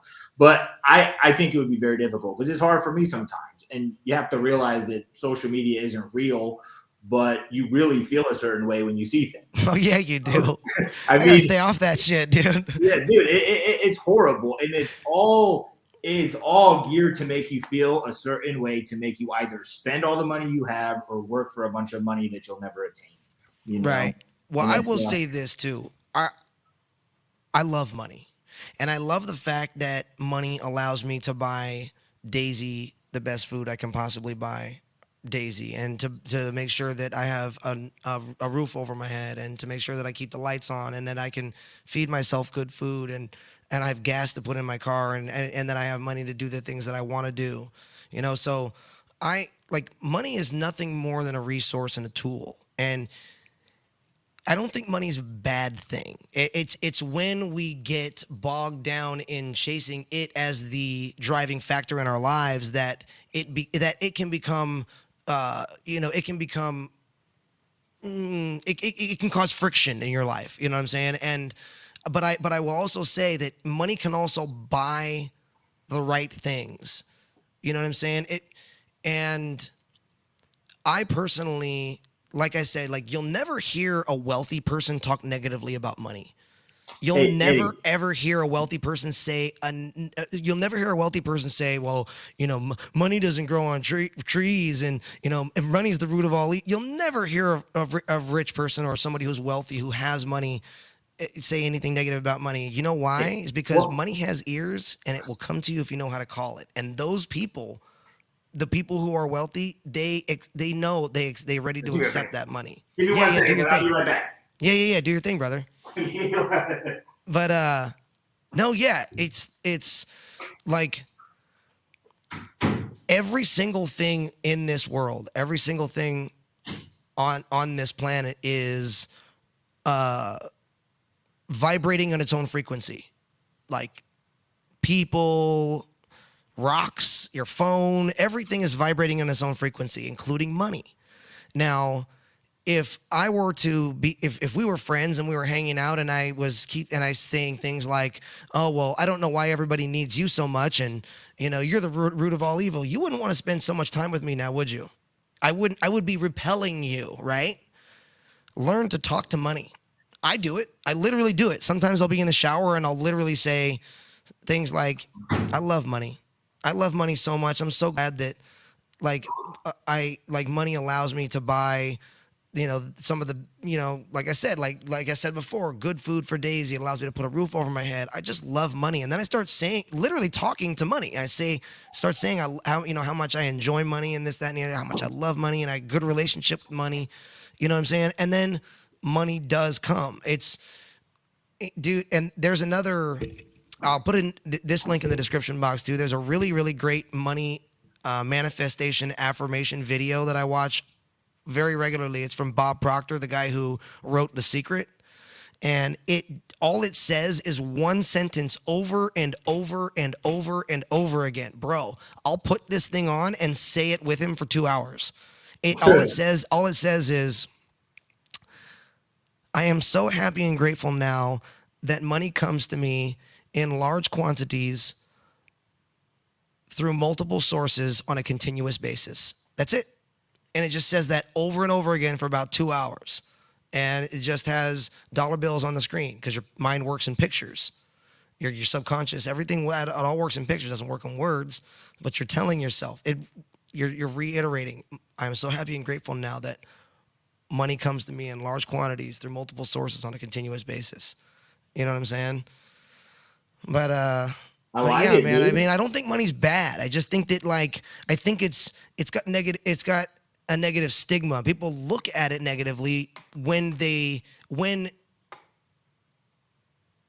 Well, you're describing a healthy relationship with money. Correct. You're describing anytime, which is what we should be adopting, is what I'm saying. like anytime you've just said why money makes you happy, I mean, I think every time you start a bit with Daisy getting food, I so love you're Daisy's my she's my girl.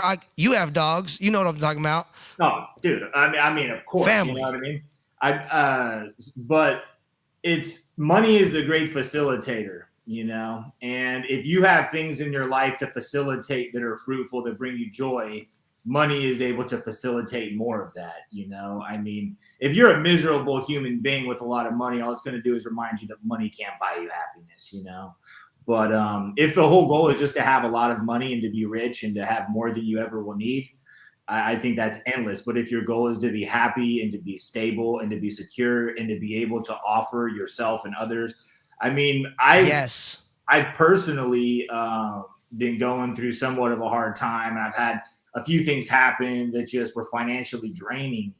And the one thing that I miss the most, man, is helping people, or like I love that. or being able. I remember one time, this is a pretty cool story to me at least, is I went to Subway by my house in Riverside, and the lady that was helping me was the owner. I'm sure her kids worked there, and I only brought in with me like $15.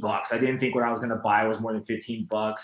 And when she told me the total was like 18, I said, "Oh, I don't think I have enough." I was gonna say I just need to go to my car to get more, but before I even said that, she said, "Don't even worry about it. It's yours." You know. So Awesome. so I went to my car. I got $20 plus whatever I had. I put it in the tip jar, and because to me, it's she was willing to do that, and Sure. like so I was able to do that for her, and it's cool, man. Like the next time I came in, she told me that she split the tips among the kids that worked there. They were all stoked, and it's like doing something like that, being able to reciprocate something for somebody, Absolutely. or like the other day I was at a gas station and I really haven't had the means to be able to help myself. You got to put the mask on yourself before you put it on your neighbor. Sure. So as I'm getting the mask on myself, I was at a gas station. The lady in front of me was just looking to get a soda, and she had two cards that had declined. And I can't watch that happen without feeling deep empathy, and like sympathy for the situation. Like, damn, dude, you just want a soda, And so I asked her if that's all she was getting, and she said, yeah. So I paid for it. And it's crazy, man. Like, that gave me so much of a positive motive. Like, that motivated me to make more money more than if I were to buy my first house. Do you know what I'm saying? Or Yes. like buy a Ferrari or a Rolex, because it's being able to impact another human life, Yeah. that's the goal, dude. 100%. It's funny that like when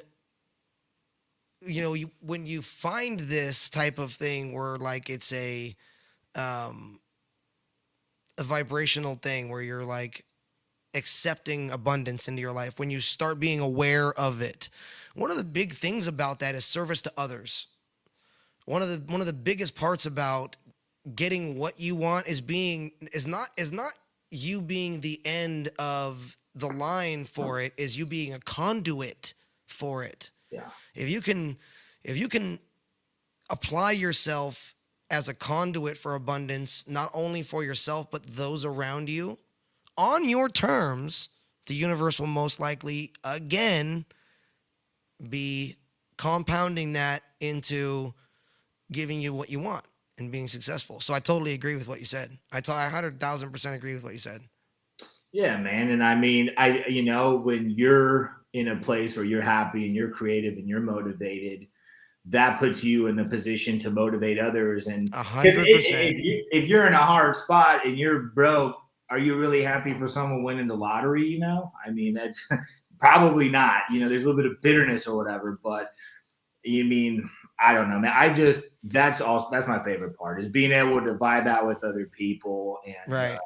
I don't know. I kind of got lost on that little bit. No, you're good. And it's funny that you say that too, about like seeing somebody win the lottery and then being like, not having money, so you're being upset about that. That's the kind of thing that like that's a kind of example of you getting in your own way. Because if you can't celebrate the fact that abundance is being given, Do you see what I'm saying? The universe again is going to look at that as a sign of a signal that you're not ready for it yourself. If somebody else receiving abundance is a blight on you somehow, that means the universe is going to say, well, this dude isn't ready for what he wants, because he's not happy for the other people who are getting what they want. He's not stoked about himself in general. You know what I mean? I think the one thing to understand is the universe can't be manipulated. You Nah. know? and on that note, Well, I mean, that it, it, it. I guess yes. it'll And no. allow you to believe that you've manipulated Well, it. it will allow you. It will allow you to get in tune with it, Yeah. and then start manifesting the proper things in your life. Definitely, but you got to get out of your own way. You know what I'm saying? Like, and gotta do what ride we've its been wave. talking about. Yeah, and I think to touch on something you said earlier, man, is it's all about gratitude. You know, I think as I have a hard time just with emotions in general. You know, like I have a hard time showing my emotions because I don't want people to think I'm using them in a way because maybe people have used emotion towards me. Whatever, dude. All this shit that happened when I was little that maybe you carry around with you. But I mean, it's just a matter of just I don't know where I started that. It was just about gratitude. No, dude, I absolutely think right. I think it's the one emotion that you truly cannot manipulate. I think people could fake being in love. I think you could fake happy, fake sad, fake whatever you want. But at the core, there's almost no way you could fake gratitude. You know, and that to me, that's why I would consider it the most important. You can't fake it. You can't, Yeah, man. absolutely. You and if can't you feel fake it, but you can gratitude, generate it. yeah, You it's can energy. generate it by thinking about that thing you want in your life, thinking about that thing that you absolutely want in your life, and then developing an emotional relationship with that thing already being in your life. Legitimately, like feeling what it would feel like if that thing was already in your life. And like once you start developing that emotional relationship, that's feeling gratitude. That's signaling the gene ahead of the environment. Do you know what I'm saying? It's literally signaling your DNA ahead of your environment, and your environment will follow along. Gratitude, man. Right? Like right here too. And like going back to something like what you were saying about gratitude, like that's the way all of this works. That's the legitimate catalyst for all of this, what we're talking about. None of it works without it. And gratitude will cut down anything negative, man. Like you're having a bad day, what are you grateful for? Dude, you're so right.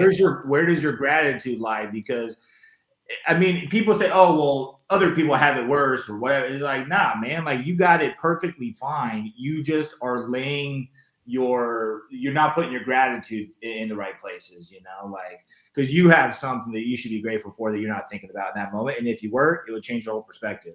Absolutely. And then shit would just follow suit. You know what I mean? Absolutely. Absolutely. Ed Milet tells this story about how he was, you know, at a lunch meeting with this guy, and he was all in a bad mood about some, you know, business thing that had happened. And the guy he was in a meeting with, you know, said, you know, hey, what are you grateful for?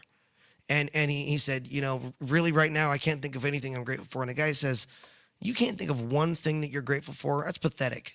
You know, and as soon as that happened, he said in the restaurant walked in these two ladies who were older, and they were both obviously going through chemotherapy.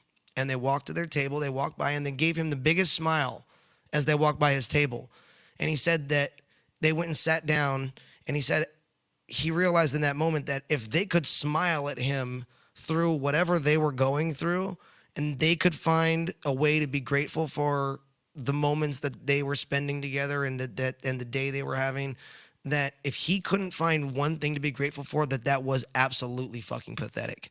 So he started stacking gratitude, just literally saying and writing down all the things he was grateful for. Just, you know, and when you can acknowledge the things you're grateful for in a time when you're down, just imagine how good it will be when you can acknowledge the things that you're grateful for in a time when you're feeling good. Yeah, man. I mean, shit. If you're feeling grateful for enough things, it's kind of hard to feel down. You know. Yeah, that's definitely a thing. You know what I mean? Yeah, you know what? Let me show you guys something real quick. I'll be right back. I'm gonna. In fact, Jerid, are you getting ready to go to bed, or are you still in for a couple more minutes? I'm in for it's your show, bro. You tell me, man. It's up to you, brother. If you wanna stick around for a little bit, I'm gonna take a quick break and then come on back.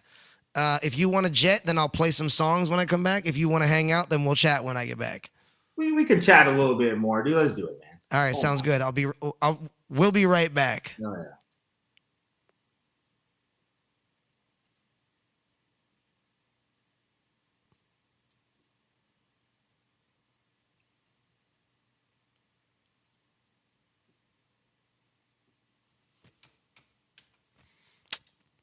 Oh yeah, that's right.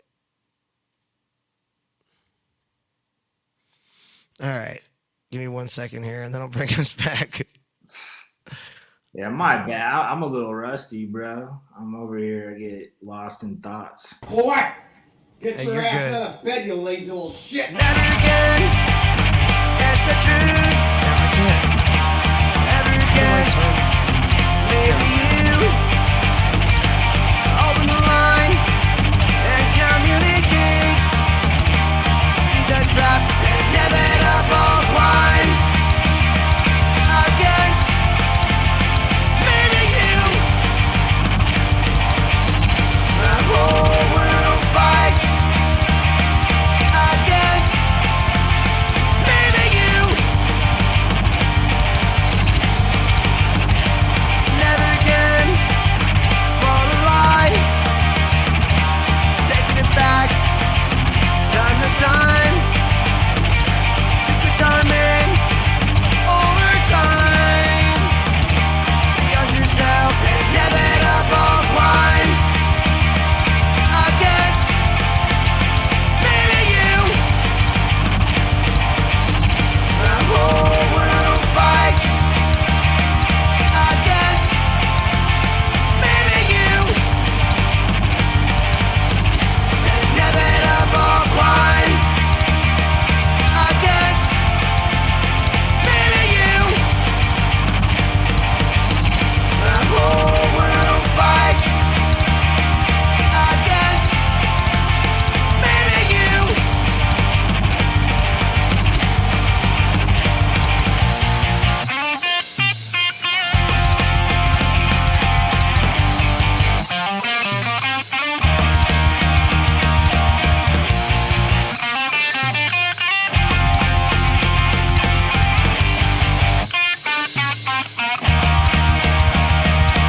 Never again for a lie. Taking it back, time to time. The timing over time. Beyond yourself and never up all wine. Against maybe you. The whole world fights against maybe you. And never up all wine. Against maybe you. The whole world fights against maybe you. Maybe you. Maybe you. I know you, I can feel you with the green of soul. It's more than empty dreams and promises. It's not affecting me no more. When all I say to you is they're gone, you won't be feeling me no more. I know you, I can feel you.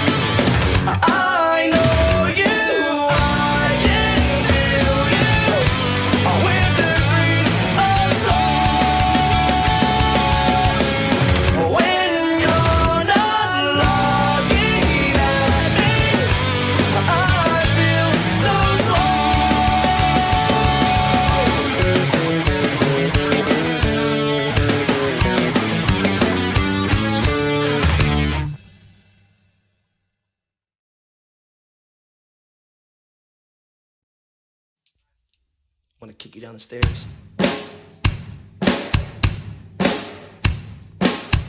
Waking up slow to lose control, and only time says goodbye.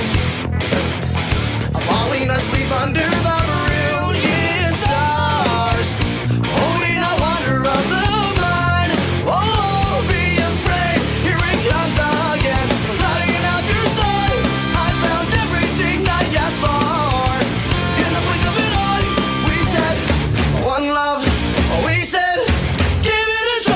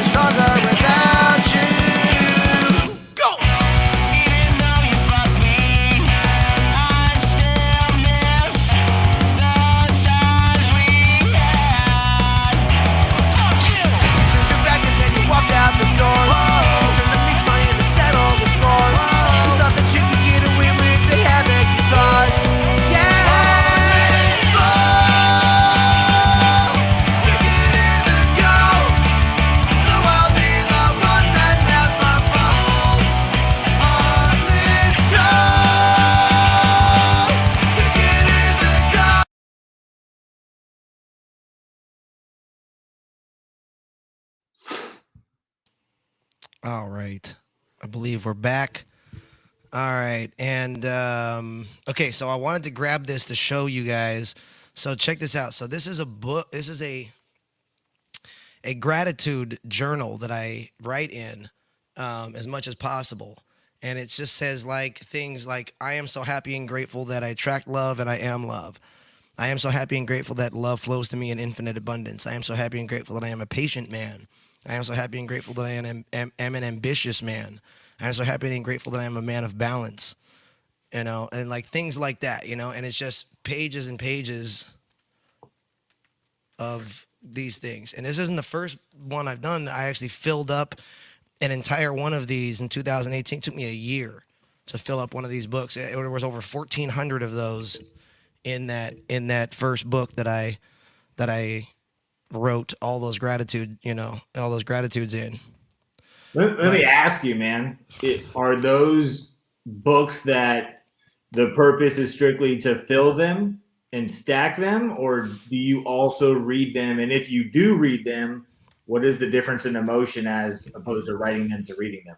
Okay, so a couple things. So the point of them is to keep me constantly in the consciousness of gratitude. That's the main point, is to continuously keep me reminding myself to stay in that consciousness. Do you remember? You see, because we get what we are, not what we want. So if we're consciously staying in gratitude, we're staying grateful for the things that we want in our lives. We're staying grateful for the things that are in our lives that we're grateful for.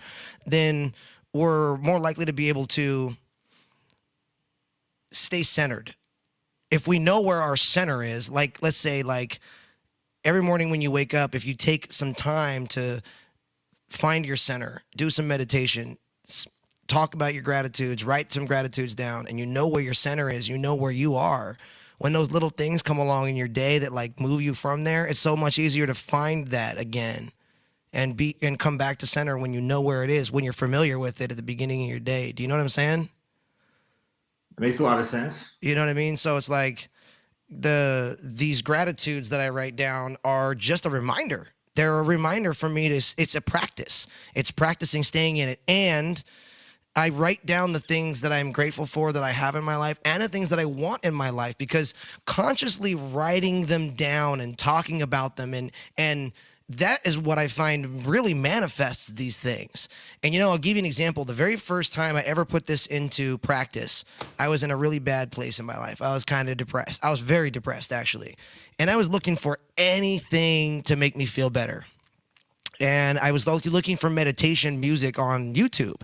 And I found like this meditation music. And then YouTube likes to suggest things to you. So it suggested this guy named Aaron Doughty. And he's talking about the law of attraction and gratitude and all kinds of things, And then I watched him for a little bit. And then I liked that, And then I kind of started watching this guy named Jake Ducey, And what he was talking about, I was really getting it. But for about a week or two, I watched this guy and I just kind of was just watching. I was just awake all night, smoking cigarettes, just watching, things about gratitude.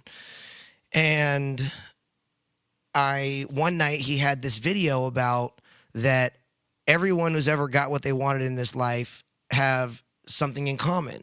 And it's a very similar morning routine. And like Oprah and Arnold Schwarzenegger and Conor McGregor and pretty much every famous person that's ever really gotten what they wanted in his life have a similar morning routine that they've kind of adhered to, And it was four things, And one of those things was writing down the things that you're grateful for every morning. And so I was like, and it was like 4 a.m. I'm up watching this thing and I'm thinking to myself, you know what? That's something I can do right now. So I got an empty like book that I had. And I started writing them. And I said to myself, I'll write at least 10. Because I couldn't even, like that story I told you earlier, it was hard for me to think of even one in that time of, depression, But I started writing. I'm so grateful for Daisy. And I'm so grateful for, this and that. And all of a sudden I didn't realize how much I had written. I had written 45 of these things. You know what I'm saying? And I realized that by doing that, I actually changed my own biochemistry. I was no longer feeling the depression so severely because I was focused. I was consciously focusing on the things that were in my life that I was grateful for. You know what I'm saying? And the potential for good things in my life. You know, in a time that wasn't so good. You know what I mean? And I instantly realized that there was something to that. But in that, I wrote down something in that book that night. I wrote down one particular sentence, and it said, "I am so happy and grateful that I have received unexpected blessings today," meaning it for the next day. Consciously knowing that that sentence was for the next day.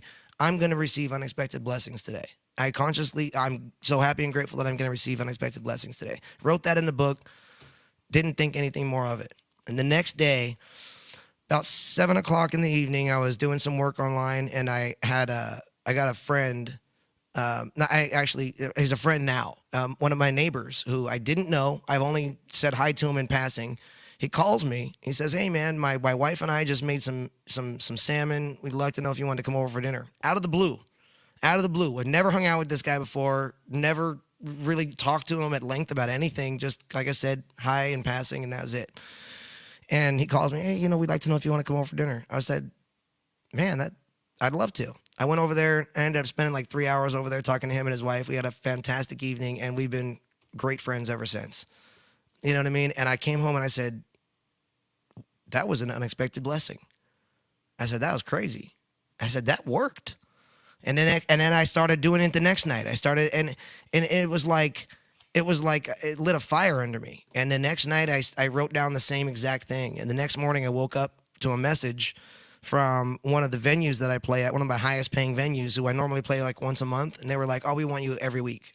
So I was an extra $1,000 in my income that month, And I'm just like, dude, what is happening here? Like, this works. Like, this manifesting stuff works. Like, the gratitude, the incorporation of that stuff. I don't know, man. Like, and then I started just doing it constantly. And then when, like you said, like when I go back and read a lot of these things that I wanted in my life, I found that legitimately are already, that are like, that I've gotten.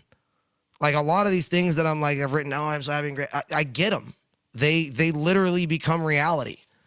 Once you start, like I said, man, once you're the captain of that ship and you turn, and you get behind the controls and identify what you want, you start going after it and you'll get it, and like you said too, though, a lot of people will like go after things that they want, to like so much. And, I don't know, man. I feel like a lot of it has to do with letting go too.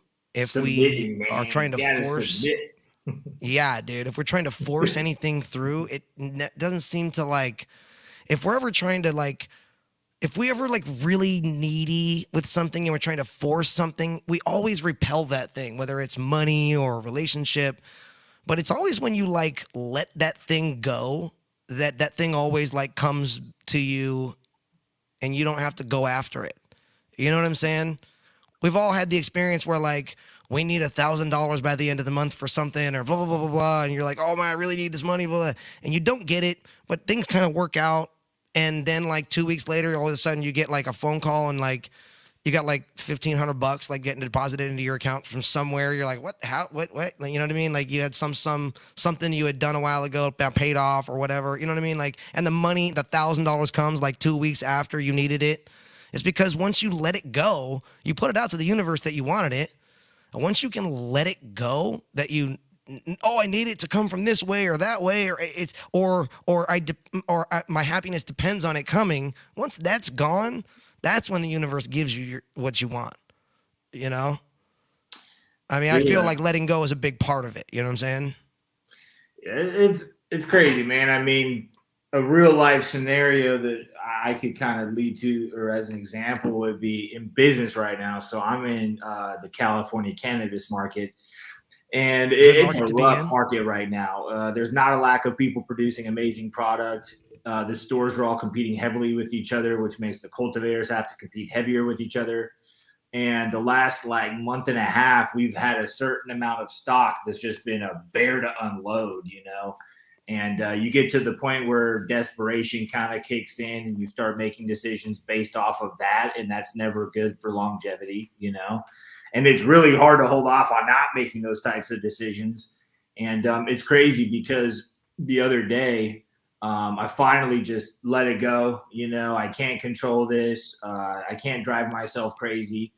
And I woke up the next morning and I had a text message that somebody wanted to buy excess of what we currently had available and didn't need a discount. And they were searching for us. The whole time I was searching for something else in the universe, somebody was searching for me, but I was Bingo. I was throwing off way too much static for them to enter my ecosphere, you know? It was Exactly, like, bro. You said that perfectly. yeah, and like, and it's crazy, man, because that day, I was having a great day also because for 3 months I had car issues, you know, and this truck that I had bought at the pinnacle of success, it represented a lot to me. And it shouldn't have, you know, it almost became an idol to some degree, I guess. And I finally got this truck fixed, put myself in debt to get it fixed. And later that day, I was driving, me, my wife, and my dogs, and we were about a half a mile away from a freeway that we would have been on without an exit for miles. Oh, wow. And I decided that I needed something to eat, so I turned into Del Taco. And as I turned into Del Taco, I saw flames coming out of the side of my car.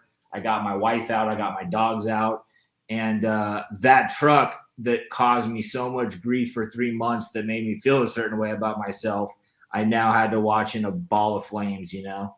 And it was gnarly, man. And it was like, damn, the day started off like so perfect, you know, and the day's ending like Truck burned to this, the ground. you know. But perception is reality. And I was holding on to that truck, and that truck was almost cancerous to me, you know. And I was making that truck too important. And as long as that truck was in my life, I wasn't allowing other room for things to be as important or to make me feel a certain way about myself, you know, like, and it was when I put it into perspective, it sucks, man. Like I just, you know, got my engine rebuilt and my car blew up, you know, but the realization that it gave me, and I had anxiety all day. It was weird. Even though I had a good day, once I got to a certain point on my route home, I had anxiety. And I was even really off with my wife, and I was being like ornery and I all that. And the second I watched that car explode, man, the biggest peace surged over me, you know, and it was fucking crazy, man. And like, I'm saying all this just because, you know, I guess it's about perception, and it's about going back to what makes you happy. You know, I allowed a fucking truck to define some form of happiness, man, and shame on me. You know, the universe was like, oh, you want a truck to define something? Yeah, I'm about to blow that shit up. What are you gonna do about it? Right. You know? And it did it, and I just submitted, man. The universe is right. You know, that truck wasn't positive for me. If anything, the opposite of ego dissolve. It was an ego distraction, you know. And so, you know, I look at that. I'm very grateful for that day, and I think for a lot of people, it'd be hard to be grateful for that day. Or maybe I assume that, but you know. Thought Forge in here, he's a fireman, and he says that he's unfortunately seen more than once horrible outcome of those who don't exit in time, and he says, you done good. He said, good for you for getting them out. Dude, I mean, it's so crazy. Like, I look at that circumstance, and it's even just really quickly, man, just a real quick story. So I got my truck back on Thursday, and Thursday night I had to go to my mom's, where I'm actually at right now. We're house sitting for her. It's about 100 miles away. And the first time I started going to my mom's, I realized that I forgot my wallet. And I got a unnecessarily big wallet with like any gift card I've ever gotten in my life in it, you know. and I would feel it in my pockets. I would feel it. They're gym shorts.